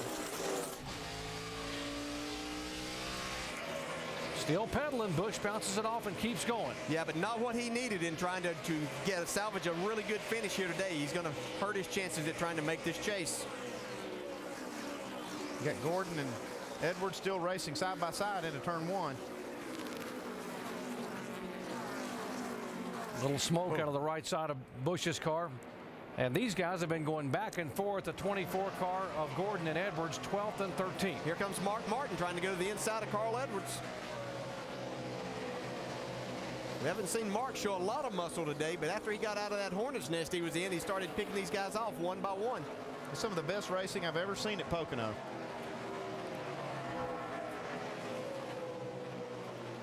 Up front, the 33 car, Clint Boyer. And the big question with him is not that he's got speed. Does he have enough fuel to make it all the way? He pitted on lap 159. He'd have to go. Oh, trouble. Trouble. Okay, this is going to be. Hold on, turn left. Man, this is some close calls right here. Man, that was actually Marcus Ambrose teammates got in that had too. the problem there. Rudeman and Marcus Ambrose. And the 00 Rudeman, who came in here just 68 points out of chase contention in 13th spot. This is really going to hurt. There's Rudeman And the 00, Marcus Ambrose, who was having a great top 10 finish. And oh, by the way, as you watch this, Jimmy Johnson will get the free pass and get back on the lead lap. He was just 3 laps down not too long ago. They have their problem fixed. Yeah, we talked about in He's the talking pre-race. with his hands right now, saying, okay, now what are we going to do? Yeah, Andy, we talked in the pre-race. You said that Clint Boyer and those guys that were way back. Watch the 11 car, Denny Hamlin. Yeah, he's putting some pressure on Rudeman here, trying to get by Marcus Ambrose at the same time and just gets into him. Oh, wow. And it knocks him right into Ambrose. Got both of those Michael Waltrip cars in one shot. So a possible top 10 finish Ambrose was looking at, and possibly a move into the top 12 in points Rudeman looking at. Could all go away there in that one corner, turn 3. Some of these other guys did a great job. That was Ryan Newman that just snuck by right there. A couple real close calls. Tough break for Rudeman. We kind of knew with everything, all the different agendas 11 everybody just had. turned us around. Whoever's behind us just wrecked us, basically. You're right. Yeah, it was 11. That's the way it happened. And let's show you the damage in terms of the points for the 00. But right here is what Dale was bringing up. You see Boyer up there 13th now. We talked about this early on, that these guys could take some big risk and gambles strategy-wise to try to get themselves back in contention, and Boyer's in that spot. He's taking a big gamble here of trying to stretch this fuel tank 41 laps. Well, he's got his cautions you were saying that he was going to need, and this is a place this big you can really save some fuel and make a big difference. Now, you got to be very careful driving through this debris field, though, not to get a flat tire. We were talking about some good driving. Now, watch what Ryan Newman did to be able to avoid this mess here that was taking place on the racetrack. Wreck in front of you. Can't tell you. They're in the middle. They're in the middle. Oh, good job. Yeah, that's right. Nice job. Those spotters can talk sometimes, but when it's happening right in front of you, you just have to react, and that was a great job by Ryan Newman. So Ryan makes it through, and we were talking about Clint Boyer needing some help on fuel. So this caution flag will help him as well.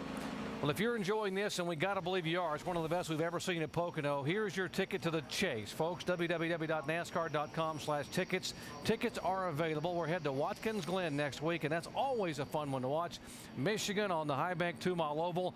How about a Saturday night at Thunder Valley in Bristol, Tennessee? There's the rest of the schedule, and you know when our coverage will be on. And, of course, tickets are available for great NASCAR Sprint Cup Series action. What a day at Pocono, guys. Man, I'm telling you. And it's not over yet. Yeah, we got a lot of races. You're talking about 25 laps on this 2.5-mile track. A lot of things that could happen, but it has been fantastic to this point. Now, what about the fuel window on some of these guys, and particularly Clint Boyer? Jamie. Okay, I'll update you on the 33. Clint Boyer, what happened about lap 150? He got into it with the 39. That was the right rear quarter panel damage. He pitted on lap 158 and fixed the damage. Right now, by calculations, as you mentioned, that would make them extend this about 42 laps. Right now, they're telling Clint, stay out. You need to turn your blowers off and conserve as much as you can. If we can do this, we can get a top 10, and that's what we need. Remember, he was 16th in points coming into this race. See the back half of the field coming in for tires.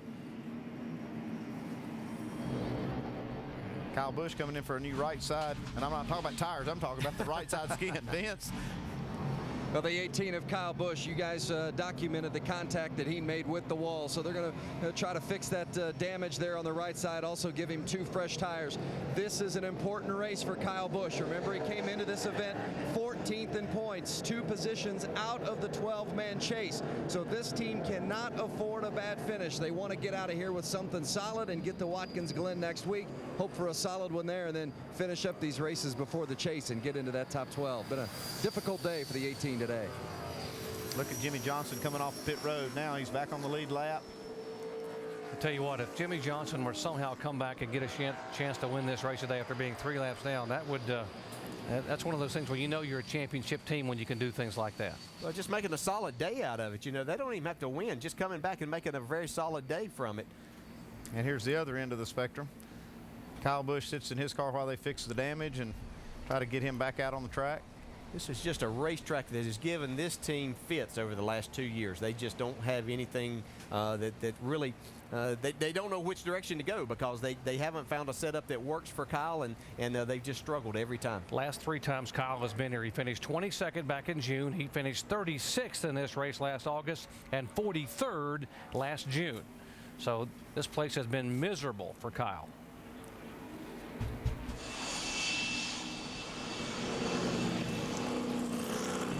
The 9 car, Casey Kane, has had a very good run today and right now is sitting in 3rd spot. Let's go down and visit with the crew chief. And that is Kenny Francis. On the last stop, Doc, they took on 2 tires. Kenny, based on how he took off there, do you think he has enough to stay out ahead of everybody else behind him with 4 tires? Well, you know, the Budweiser Dodge is pretty good. You know, it's been real good all day. You know, we hope we can. We've been a little bit better than those cars all day, but of course they got a little bit fresher left side tires, so we'll just have to see what happens. But should be good on fuel and all that, and look forward to a good race at the end here. Should be fun. And your driver pleaded for track position, didn't he? Well, you know, he just knows track position's everything. We were trying to talk about where to pit there, and then the yellow came out, kind of threw all that out the window. But he went and got him some track position there, so that was pretty fun to watch. Jamie? And Shane Wilson, crew chief for Clint Boyer right now. 42 laps. You guys are conserving right now. How good is your driver? Can he make it to the end? I think so. You know, we're a little snug right now, but that clean air has been helping us out a lot. We're close on fuel with these cautions. We're probably within a lap, so it's a good gamble for us. We were having a so-so race and got a little damage there and allowed us to top off. So circumstances, you know, gave us this opportunity. We'll try to make the best of it. I heard you tell him turn the blowers off to conserve. What else is he doing? That's about it. That was just to try to turn our valves. We're a little bit tight, so we have blowers that cool the rear tires. So turn those off, leave our fronts on, and do the best we can. Well, if the race ends like it is right now, Clint Boyer will move up 2 positions in the points to 13th, guys. Now back in June, thank you, Jamie. Back in June, it was Tony Stewart who was actually flipping the ignition switch off, pushing the clutch in, flipping it off to be able to save fuel. And Stewart said they saved basically 2 more laps of fuel by doing that. Yeah, the thing about Stewart, when he was saving fuel here the last race, he was doing it under green. He would clutch the thing while they were racing. You see right here, it's just Boyer running just as little bit of throttle. You can see just barely coming in there, and he's turned only 3,000 RPMs, which means he's got it in a very high gear. Probably in 4th gear, going 65 miles an hour. Clint Boyer's last win back at Richmond in May of 08. So it's been over a year. And folks, the race leader here at Pocono with 25 laps to go has won only twice in the last 8 races. What about the 77 car of Sam Hornish? Another good run at Pocono. Dave. Yeah, Doc, this morning Travis Geisler and I had a nice conversation about what he wanted to accomplish today, and finishing was one of the key words. So what does he do with all the wolves around him to finish this outright? We put ourselves in a great position here with some pit strategy that really fell into our lap. We were just trying to be a little aggressive with the PPT dodge and get ourselves in a good spot. Fortunately, it worked out that way. We're just trying to come home with the best finish we can here. Even right now, top 10 is a huge gain, 14 points, and that's really what we should do. Like we told you earlier, guys, strategy in June took them to a 10th place finish here as well. Well, both these drivers we talked about a moment ago have had big moments in their career. For Sam Hornish, it was 2006 at the Indianapolis 500, a last lap pass to go to victory lane. And back in 2000, as a rookie at Indy, Juan Pablo Montoya won at Indianapolis. Now, Montoya has a victory in stock car racing, but not on an oval. Sam Hornish does not have a win. How big would this be for both of those drivers? Well, that'd be big for everybody up there right now, especially those two, but even Clint Boyer. He's looking for his first win. A lot of opportunities and so many stories to try to follow here in the closing laps of this race. It's so exciting. It's hard to keep up with. Jamie, update the 33 for us right quick. Guys, Shane Wilson just told Clint Boyer, we are good. You saved enough. Okay. Did he mention the green-white checkered possibility, I wonder? He'll come back on later and address that one. Oh, this is going to be fun, folks. Clint Boyer has not won in 2009. Neither has Richard Childress Racing. Montoya, we talked about the victim in Indianapolis a week ago. Could he go to victory today because of a great pit call and an outstanding car? Just a heck of a job by the driver. Sam Hornish trying to go to victory lane for the first time. The former 3-time IndyCar champion would love to get that first stock car victory. We've seen that outside lane be the lane of choice getting into turn 1. But with Montoya down there on the bottom and those 4 fresh tires, look for him to be pretty aggressive when they get down there. Yeah, definitely. Don't look now, but Tony Stewart's up in 5th spot, so who knows what could possibly happen. They've worked on that car all day. Maybe they've got it right for smoke here at the end. Boyer's got to start it. You can't pass until after the start-finish line. And there's the line, and now we'll see what Montoya can do if he will just burn it down into turn 1. Man, he was on it. He's actually got Clint Boyer beat by just a little bit as they enter turn 1 here. I don't think he'll clear him, but it give him a good shot. Can he hold it? Casey Kane might be in the right spot. I thought he was going to be aggressive. He gets just barely into the side of Clint Boyer. Here we go, 3 wide. And or maybe wide. 4. Here we go, Kenseth and Kane. But it's only one lane in the tunnel turn. Following. Wow. These guys make it all happen. They sort it out. I didn't ever think it looked that crazy from the race car, but I guess maybe. There's Tony Stewart as he gets passed by the 11 car of Denny Hamlin, who is now flying back there. Boy, he made a nice run. That was 2 cars that he was going to have a hard time passing one-on-one. The 2 and the 14. Denny Hamlin took them both in one corner. Look at Sam Hornish now running second with Casey Kane right on his bumper. Montoya was a big loser on that restart. Look back getting here, into 1. 3 and 4 wide. Andy's enter turn 1. 4 wide getting into 1. Oh, we got a crash. Hard crash. Hard impact. Bobby Labonte. Reed Sorensen, Michael Waltrip. 10 car lengths back. Joey Logano got a little piece of that too. A lot of cars involved. Ruderman even down in the grass there. Heavy damage on Joey, and that was a very, very hard hit for Bobby Labonte. I wonder how many times we could holler 4 wide getting into 1 that this wasn't going to happen. Yeah. Man. Reed Sorensen's Dodge damaged. Just down on the inside of the turn, trying to get that car fired and pulled away. Joey Logano with damage to the right front. Michael Waltrip went spinning in there. He's got damage on the left side of his car and the rear. A lot of damage there. Let's see if we can figure out how this thing started entering 1. The fastest part of this racetrack. Oh, that's good to see Bobby Labonte climbing out. We've recorded speeds of 205 miles an hour earlier in the day right there. Well, it looked like Bobby was trying to give some of those guys a break in front of him.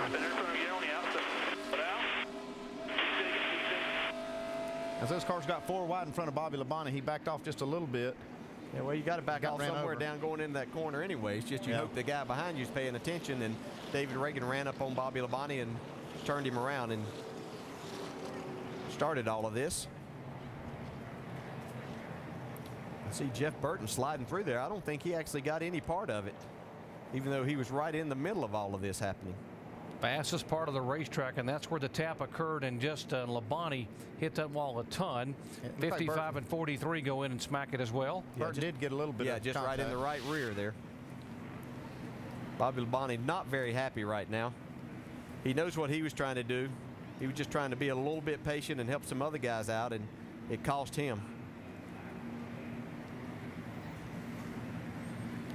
2000 Series champion, 3-time winner here.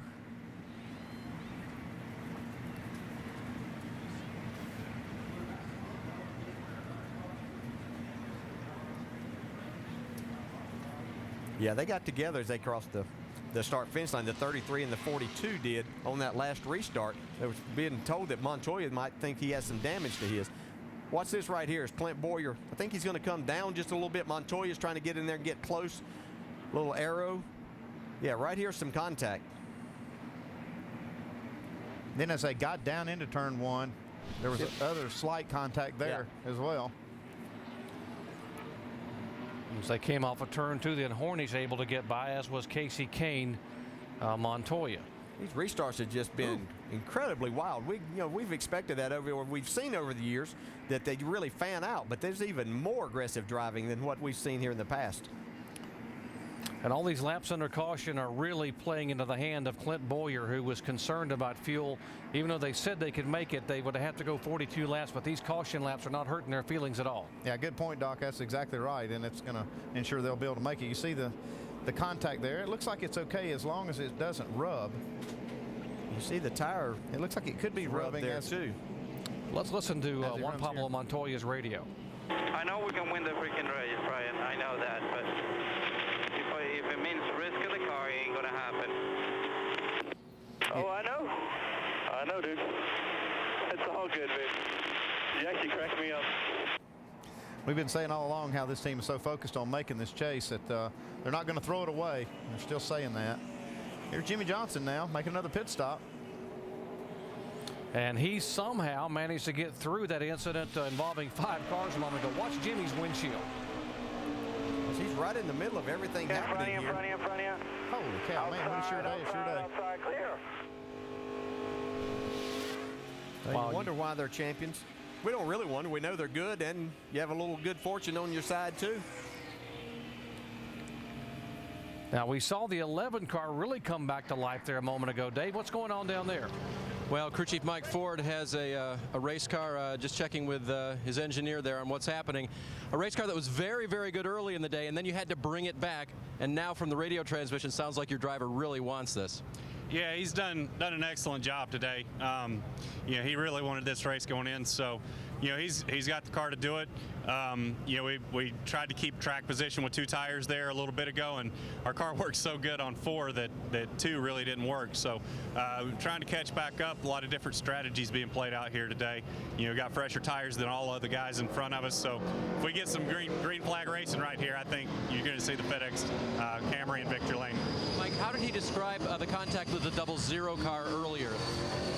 Yeah, all I can do is speculate like the rest of the people out there watching it on TV, but that's between the drivers. You hate seeing anything like that. You don't want to be around anything like that to have any accusations or anything, but I know Denny's commented that he's very sorry about what happened and hated to see that, so that's up to those guys to get straightened out. We're here to win the race and execute on pit road, and whatever happens out there is between them. Yeah, and Doc, that kind of thing usually happens when you're driving to the front like Denny has been. Been a very emotional week for Denny Hamlin. He lost his grandmother just a few days ago, and very difficult on him and his whole family down in Florida, so a lot on this young man's mind. Under caution, let's visit with our in-race reporter, Carl Edwards. Hey, Carl, Dale Jarrett, you got me? I got you, Dale. I don't know about from where you're sitting, man, but this is some of the wildest racing we've seen in quite a while. Yeah, it's crazy. It's crazy. There's so many different things going on. The guys up front pitted under green, and then the caution came out, so a lot of us that were running up front are now mired back here. And for me, just trying to balance aggression and patience, thinking about I don't want to end up in the wall right there. So it's tough. I've been losing a couple spots here on these restarts, and I guess I got to go. I guess it really makes it tough as a driver, Carl, in trying to figure out which line is going to move, and as you look ahead at the cars in front of you, right? Yeah, that's right. We were 4 wide down into turn 1 there, and you just don't know which line's going to work. I can tell you mine did, that's for sure. But hopefully this next restart, I'll get in the right line, the correct one, and we'll go. Everything still good with your car handling-wise, though, right? The car's good. The car's fine. I just need to do a better job, deciding which direction to go here. All right, man, you go do it, and we'll follow you. Good luck. Enjoy the show. I have a feeling there's more to come. I think you're right, Carl. Carl's version of stay tuned there from the Aflac Ford. Great to have Carl visit with us as our in-race reporter. Well, Clint Boyer trying to go to victory lane for the first time in over a year. And behind him, Sam Hornish has never won a NASCAR Sprint Cup race. Let's listen into Boyer's radio. Think you're out of pit here? Yeah, I think we better stay out. I think we have a chance to win here. Yeah, it's up to you, ain't it? I'm not even going to joke around. Yeah, 10-4. Nice to have a sense of humor at this time, isn't it? Yeah. It's like, what? But then, you talked all about this, though, before the race, that this is exactly what these guys had to do to get themselves within that chase. Oh, yeah, and it's working out great for him. I think that Denny Hamlin does have the best car, but he's sitting in a great spot right here to get a good finish. I hate it rained yesterday, but this one was worth waiting for, folks, on a Monday here. Beautiful day in Pocono, and we want to give you everything that happened in motorsports over the weekend. Coming up, our NASCAR Now Roundtable presented by Home Depot, 5 o'clock Eastern Time on ESPN2. And, of course, next week we head to Watkins Glen International, 2:30 Eastern Time next Saturday. NASCAR Nationwide Series action on ESPN2. And in a week, next Sunday, I should say, 1 o'clock Eastern, NASCAR Sprint Cup Series at Watkins Glen on ESPN. Let's go down and visit with Bobby Labonte. Shannon. Well, Bobby Labonte has been released from the infield care center. We saw a lot of emotions from you on the track. Can you tell us what happened? Man, I just getting down in the corner, you know, and might have got hit, I guess. I don't know. You look like everybody's going for the same spot. So anyway, pretty hard hit. So, you know, it's just kind of the way it goes. Are you okay? Yeah. All right, Bobby Labonte, 3-time winner here at this track, guys. Thanks, Shannon. We'll show you again what happened. Again, the speed's over 200 miles an hour right as they enter turn 1 here. David Reagan definitely getting in the back of Bobby there. It's just a real tough spot to get in the back of somebody. Yeah, it is. It's just tough. You could see cars at the inside of Bobby and everybody kind of jammed up there, and he was just trying to kind of be patient and pick his way through there. And as he said, it's a hard hit. Just glad to see that Bobby's okay.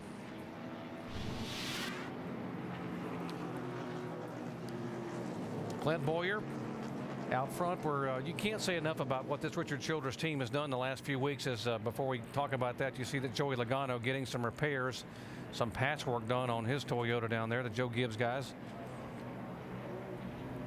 where he was a part of this incident. Can't say enough about what the Richard Childress guys have done. We talked a couple of weeks ago about how much of a struggle this has been, and Richard told us at a little dinner the other night that his team had worked around the clock to put these new cars together. Now, you're not going to keep that team down long, I promise you that. They've had a tough season so far. They still have quite a few races to turn it around. Looks like they've done a good job so far of doing that. Yeah, they really have. They got themselves in a nice position here. Kevin Harvick had a good run last week. You know, one guy that I've really been impressed, they've seen the 77 there, Sam Horns. We've been talking about him, but, you know, I thought maybe after having a couple of these restarts that he might get shuffled back, but he stuck his nose in there and really doing a great job in a position to win this race. The only problem there right now is that we've seen this inside row getting down into one. We saw the last restart, Montoya got down there and it couldn't make any ground and actually lost a few spots. Yeah, I would look for Casey Kane to possibly try to make a 3-wide move if Hornish happens to get a little bit loose or something there. They might be 3 wide for the lead down the back straightaway. Dave, what's going on in the 11 pit? This is the radio conversation we heard between crew chief Mike Ford and Denny Hamlin just a bit earlier. Good restart, man. Another one of those. Another one of those. Good job. I'm going to win this race. I know. Boy, a lot of confidence right there. Yeah, confidence. Yeah, you also have that emotion that Denny has this week. It seems that kind of picks drivers up and puts them in another position, doesn't it, Dave? You bet, guys. And the biggest thing for Denny Hamlin right now is time is winding down, as they've been taking a while to clean up this mess, as they should. Denny also radioed in, what a waste of an end of a race. He may not have enough time to make his way past those front 3 cars. I think he's got enough time, but he's got such a good car. He's got enough time, and it's going to get crazy right here. Oh, that knocked another lap off. Yeah, but if he passes them 2 at a time like he did a while ago, then that helps things a lot. But you don't want those guys to be able to get out too far in front of you. Yeah, NASCAR just said they're not going to go, so that's going to add another lap. They had a lot of mess down there to clean up. That was a big wreck. Want to make sure we don't send cars down in there on a track that's not ready to go.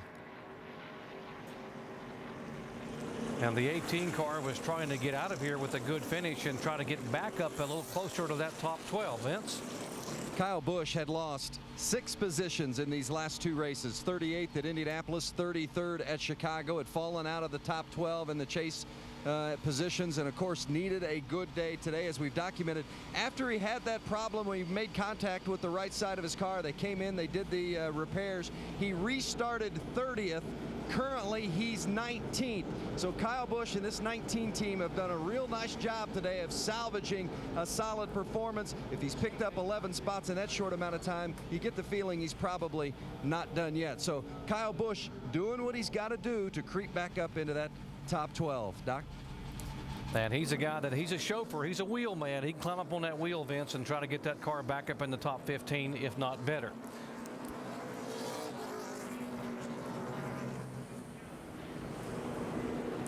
Richard Childress Racing here at Pocono. If you want to know their victories, well, their last win here, Dale Earnhardt Sr.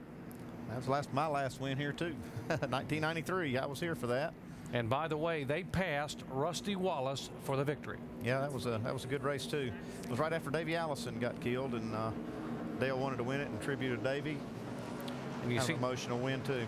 Certainly was. You see that 77 car of Hornish. Roger Penske has 8 victories here, and 4 of those were with Rusty Wallace, by the way.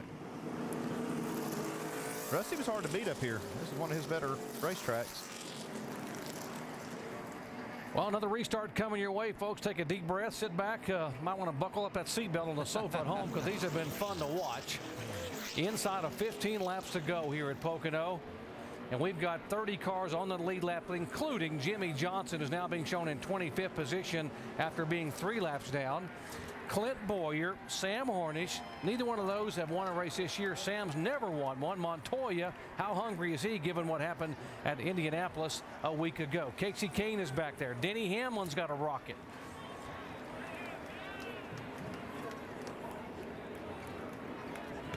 And remember, they got to stay in line, and it cannot pass until after the start finish line.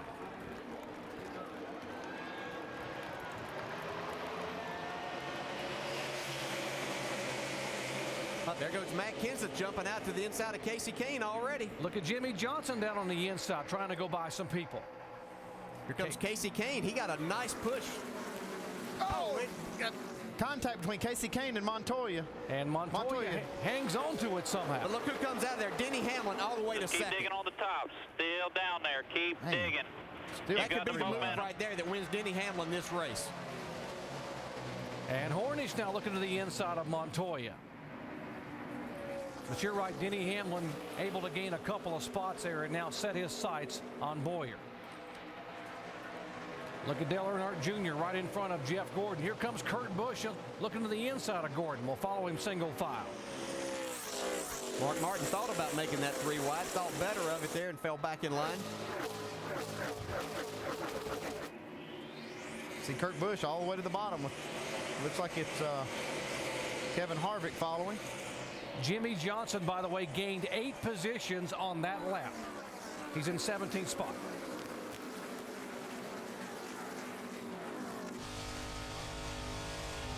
There's Johnson right in front of Kyle Busch. He's gone by Kyle already, now trying to go by Carl Edwards. Wow. Boy, Jimmy Johnson got a strong race car. Too bad he had all the problems that he had today. Put him way back. Oh, some more contact here with Kurt Busch, Jeff Gordon. Kevin Harvick now. To the inside. Kurt Busch might not be too happy with Jeff Gordon. Let's see. Look at that 48 car coming though. Here's the lead. For the lead. Denny Hamlin has run down Boyer. Montoya's just a couple of car lengths behind these guys, so got a 3-way battle. Montoya's made up some ground on these 2 leaders. He got shuffled by Casey Kane. Had contact on that restart from Casey Kane that put him way back. Really good corner right there for Montoya. He made up some ground on him just in turn 1. Boy, Juan Pablo Montoya is up on that steering wheel.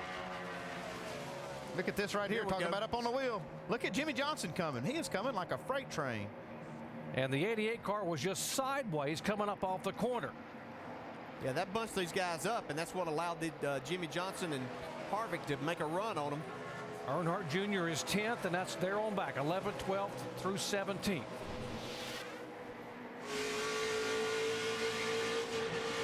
There's a reason he was sideways. He got hit, though. We've seen that a number of times. Montoya has caught Denny Hamlin and Clint Boyer. He's there. Montoya is there. Man, he has a fast car. Here goes Denny Hamlin for the lead. Yeah, but I'm not sure he can do it right here on the bottom in turn 1. Yeah, he's got him. He's making that car stick. Ooh. Well, a little rubbing. A little side by side. And that's going to give Montoya the outside line here. And Hamlin will make the pass.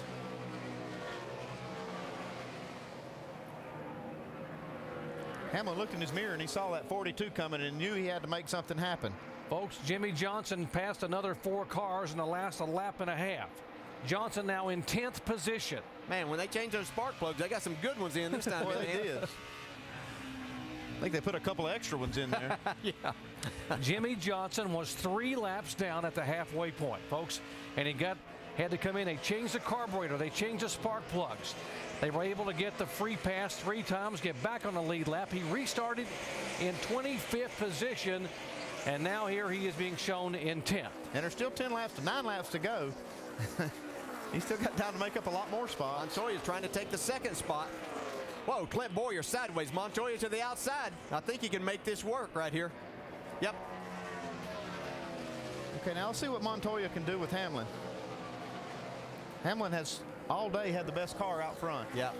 And DJ, you're right. Denny Hamlin saw that 42 car coming and said, I got to get by this 33 and get gone. Well, he knew that he couldn't waste any more time there. Back in the pack, more action back there. Carl Edwards trying to hold off A.J. Allmendinger, and Edwards is dropping toward the back. He will lose another position. Yeah, that's 19th spot right there. Actually, he's in 20th. He just lost 19th. Here they are, 3 wide, turn 3.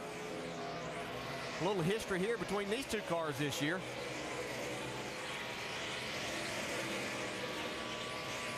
As they go off into turn 1, Jimmy Johnson has that preferred line right now. Let's see what Kurt Busch can do. Here comes Jeff Gordon.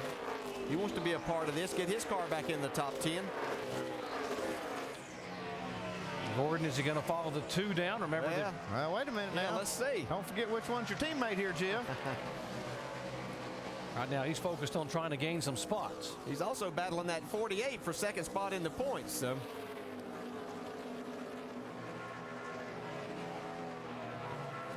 So the 2 car takes a spot away. He is now in 10th spot. Jeff Gordon is 11th, and Jimmy Johnson 12th. See Jimmy back out, see if he can get a run off of turn 3. Well, he does get back to the throttle hard. Man, that car hooked up on the bottom.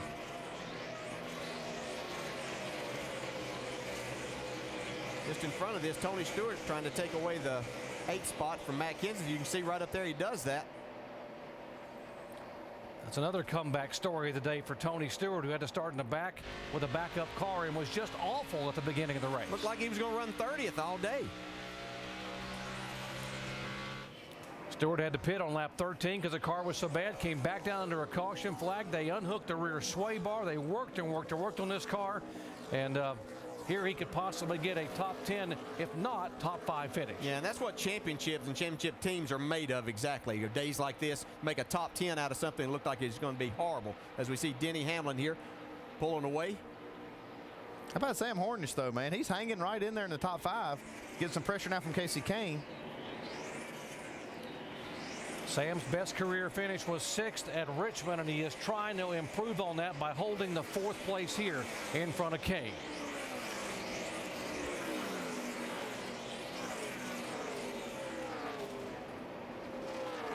See, makes a nice run through turn 1, able to hold Casey Kane back there.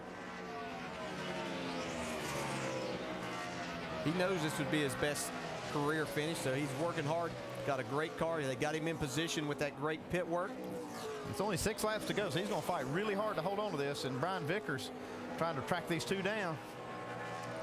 Vickers now being shown 14th in the point standings. He's one of the guys that wants to get up and try to get in that chase. Just 101 points, we're talking about Vickers, out of 12th place with 5 races to go after today. Comes Casey Kane to the inside of Sam Hornish, trying to take that 4th spot away.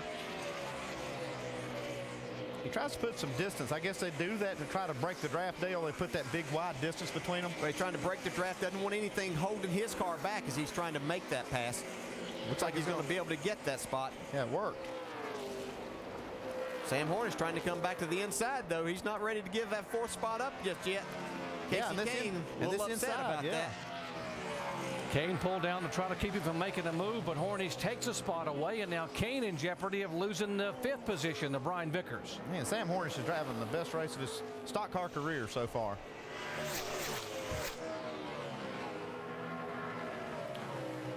Vickers all over the back of the 9 car here, trying to make a move. And there's the 5 car moving in. Mark Martin back in 7th position.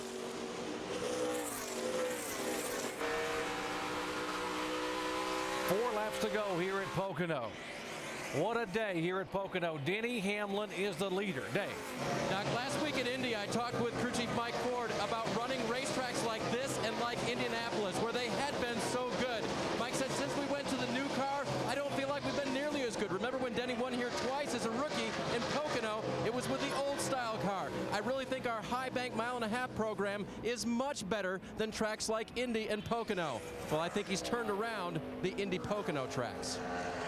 No doubt about it. I mean, 4 top 5 finishes, last 6 races. The big disappointment last week at Indianapolis when they broke the drive shaft, had shifter issues, got a 34th place finish.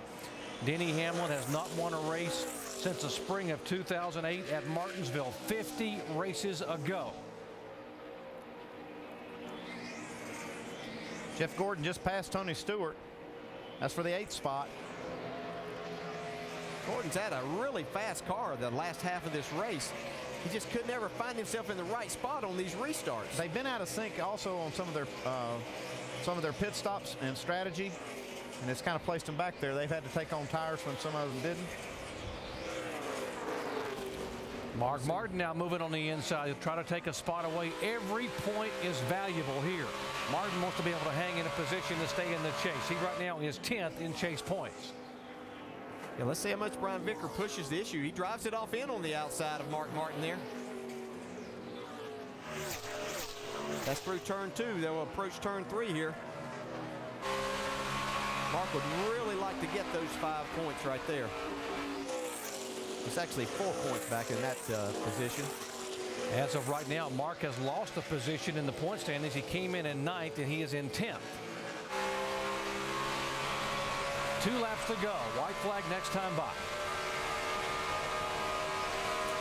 This is the kind of race that Mark Martin needs, though. A good solid finish, not losing any points. How about Montoya? What a great race and great pit strategy by Brian Patty as crew chief to put him in this position to have a chance to win. Looks like Denny Hamlin's going to take it, but Pablo Montoya had his chance because of that strategy. Yeah, he had that, and just another solid day for those guys to remain well inside the top 12. This would be Montoya's first top 5 finish of the season. They can hold on to second place. It would be Hamlin's first win of the year. White flag this time by. Final lap here at Pocono. White flag one more time. Well, they've shown that they were the car from the very beginning of this race with Denny Hamlin and Mike Ford, that it was theirs to win. A lot of different things transpired throughout the day. He got himself in position. We see Kevin Harvick and Jimmy Johnson battling for the 12th spot here. Jimmy Johnson made a run up there into the top 10, but started to slip back just a little. He used a lot of car for quite a few laps there. His battle's still going on here with Mark Martin and Brian Vickers. Battle for 6th position. Final lap. Martin says, I need these 4 points big time, but so does Vickers. Yeah, one's battling to stay in the top 12. The other one's trying to get himself positioned there. Mark not able to make the pass. It has been a very difficult week for Denny Hamlin. He lost his grandmother a couple days ago. Very emotional. Didn't want to be here. Wanted to be with the family. But today, Denny Hamlin goes to victory lane for the first time in 2009. Jimmy Johnson trying to battle Harvick for position. With a heavy car, we had 2 angels running for 3. Looks like Harvick got him at the line, but a great comeback for Jimmy Johnson. So it is Hamlin. Montoya gets his best finish of the year. Boyer, Sam Hornish, his best career finish in NASCAR Sprint Cup racing, and Casey Kane yet another top 5 finish. Yeah, Brian Vickers though able to hold off Mark Martin. Mark finished 7th. Jeff Gordon comes home 8th. Kurt Busch ends up in 9th, and Tony Stewart with another top 10 in the 10th spot. Everybody did a great job.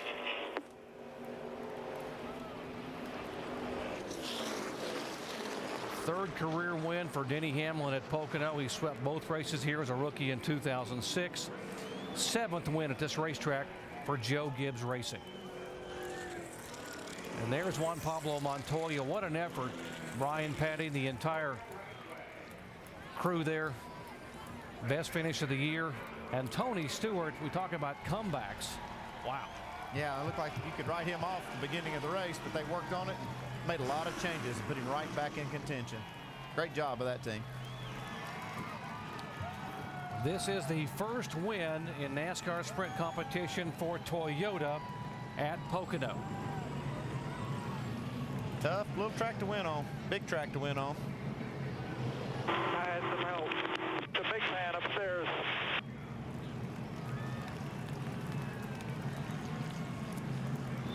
The numbers on Denny Hamlin, he led 6 times today for 91 laps, including the final 10 laps. He has come from 12th in the point standings 7 races ago to now be 5th overall. This is Joe Gibbs Racing's 73rd win. Let's go down and visit with Clint Boyer. Shannon. Well, this is Clint Boyer's best finished here at Pocono, a track you said you needed a little bit of work on. How important was that track position at the end of the race, Clint? It's real important. I mean, the Hartford Chevrolet we were good. We just kept losing track position. Newman bounced off the side of me and stuck me in the wall, and tore the car all up. So we had track position, but I felt like we had a lot better car if we could have had all 4 fenders on it. But that's what we needed. We needed these top 5s to try to fight our way back into this chase. But really proud of Shane Wilson, all the guys for digging deep and sticking with it and making a good call there at the end. 115th out of 12th right now, Clint. You see it there? You getting a little closer? Yeah, I mean, you can see it. It's a long ways out, but it's a long road to hoe yet. But I feel like we can do it. We got some good tracks coming up. Congratulations, Clint. Vince? With Juan Pablo Montoya, and Juan brings it home second today, so another good, strong finish at Pocono. Hard to believe that Juan was, 8th at Pocono in June and second here today. Pocono seems to be your track. What is it about this place that meshes with you? I don't know. The 2 years in a row we came here, both races this year. Last time we didn't have a good car. This time we had a good car. We were running like 6. And I came in, overshoot the pits a little, and it wasn't a big deal, lost a couple of places and went out running, and we felt like we had a loose tire. So we came in, fixed that, and, to get the ground back, it's so hard to pass people. We were making ground, but, we had a great strategy. We had good fuel mileage. Everybody at this Target Chevy did an amazing job today. Real quickly, Casey Kane came down and had some angry words for you. What was that about? I think you always take the things the wrong way. I'm very impressed with you. He actually came to apologize. Thank you. Shannon. Well, down here with Casey Kane, we just heard from Juan Pablo. Can you just tell us what happened between the two of you? It's good. Juan Pablo's one of the best drivers, or he would have been wrecked. I get pushed on restarts because my car don't go as fast as theirs on restarts. So I get pushed on him, and I missed the corner and drilled him. And most guys probably would have wrecked right there, but 42 kept going. So good job to him. And Denny, he was the car to beat all day. He ended up winning. But our Budweiser Dodge was good. We did a good job. The guys did a good job. We just keep working, and we should keep staying in the hunt. All right, 5th place finish. How do you feel about that? Well, it's pretty good. We ran in the top 4, I think, a lot of the race, and some of them restarts I get good position. I had position on Hornish, and the caution came out, and we would have been second. So it's disappointing. I thought we had a shot at winning, but Hamlin was the quickest, and he won. And in the top 5, we led some laps and had a good points day. All right, good run for the 9 car. Vince? Sam Hornish Jr. 4th today in the 77. Andy Petrie said he thought it was your best NASCAR performance of your career. How would you assess it? It was a pretty good one today. We didn't have a good car all day. We were pretty good to start out the race, and then we got really loose through the middle portion and kind of ran out of things to try. So we tried to get in some track position, and we were able to hold on. And we took a car that was probably 15th place car at the end, and got us up to 14th or 4th. So just really happy with the PPD Dodge. It was a lot of fun going out there racing today, and the closer you get up to the front, the more fun it is. Strong run for Sam Hornish today in the 77. Doc? What a day for Sam Hornish. Best career finish in 4th position. Boyer in 3rd, best of the year. Montoya, first top 5 of the year for Juan Pablo Montoya. And Denny Hamlin, the emotions are flowing. We told you about the loss of his grandmother early in the week and how difficult it has been for him all week to be here, knowing his family and others were in Florida. And had not been to Victory Lane, and now he is there.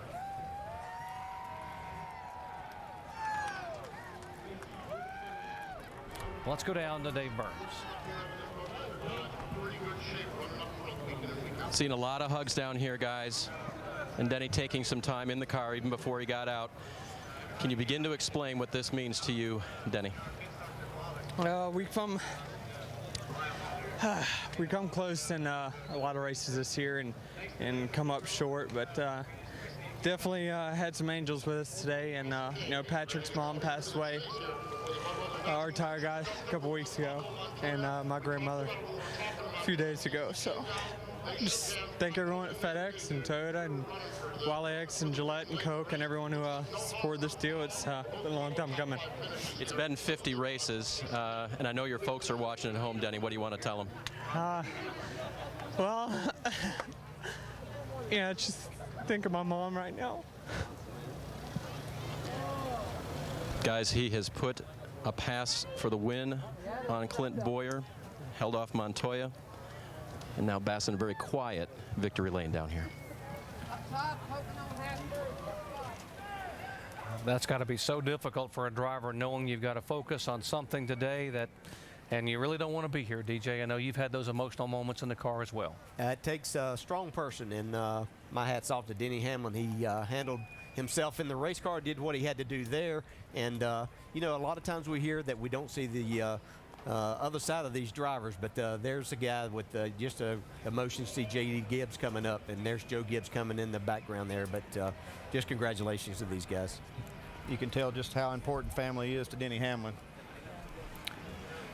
Let's go down and where Shannon is caught up with Jimmy Johnson. Well, Mark Martin calls him Superman. Superman today came from 3 laps down to finish 13th. We did speak with Chad Knaus. He said that you guys figured out what happened to that car. Can you tell us what exactly happened? I don't know yet, but I assume it's a spark plug issue. That's the last thing we started changing, and then the car started running better. So just crazy how sometimes, you know, a little part like that, something can go wrong. So I know our guys will look closely at it and make sure it doesn't happen again. But I'm just so proud of the fight this race team has. For us to come back from 3 laps down, get back on the lead lap, and salvage a 13th place finish means a lot to me. I think we're going in the right direction, and it shows me what my team's capable of, and I know what I'm capable of going into the chase. All right, congratulations, Jimmy Johnson, 13th place. Doc? Thank you, Shannon. Now 5 races remain before we begin the chase for the NASCAR Sprint Cup, and let's show you the point standings. Tony Stewart's margin, he actually gains 5 points. Imagine that, it was down to 78 points at one time a day. Jimmy Johnson, Jeff Gordon, you see there. The gainers, Hamlin up a spot, Edwards up a spot, Montoya up 2 positions. And you see now Kyle Busch gains 1 position up to 13th. The cutoff is Greg Biffle, who drops back into that very tentative bubble place, 12th overall. Guys, what an unbelievable day. Probably one of the best races I've ever seen at Pocono. So many stories to cover. All these restarts were crazy. We saw a lot of guys, different guys up front, with Montoya finishing second. Sam Hornish's best finish of his career. Just so many things. It was a great finish and great race.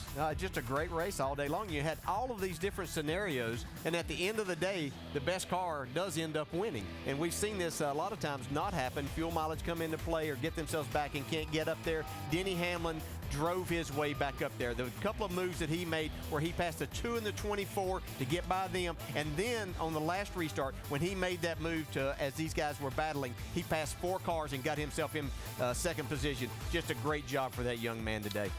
Denny Hamlin becomes the 12th different winner here in 2009, and that equals the entire season a year ago. So much parity, so competitive here in the NASCAR Sprint Cup Series. 14 of the top 15 drivers in the points finished in the top 16 today, so everyone feeling the pressure here to be able to hang on and get in that chase for 2009. Next week, we head to historic Watkins Glen International Raceway. The first NASCAR Nationwide Series race on the road course of the season, 2:30 Eastern Time on ESPN2. And for the Cup Series, it's the second and final road course race of the season, the NASCAR Sprint Cup Series at Watkins Glen at 1 o'clock Eastern Time next Sunday on ESPN. Coming up next, Jim Rome is burning here on ESPN. And ESPN News will have all the post-race press conference. There'll be a lot of discussions about what happened here in the final laps at Pocono Raceway. What a day for the 11 car and Denny Hamlin, trying to overcome the emotional loss of a family member. Didn't want to be here at all. Had to sit an extra day because of the rains on Sunday. But on Monday, when the sun came out, so did the 11 car, and a great effort for Hamlin as he goes to victory lane for the first time in 2009. Remarkable comebacks will be the story of the day here at Pocono. Hamlin to victory lane. Montoya, a top 5 finish, and Hornish his best career finish. Tony Stewart somehow gets a top 10, and from 3 laps down, Jimmy Johnson gets it done. Congratulations once again to our race winner, Denny Hamlin. This has been a presentation of ESPN, the worldwide leader in sports.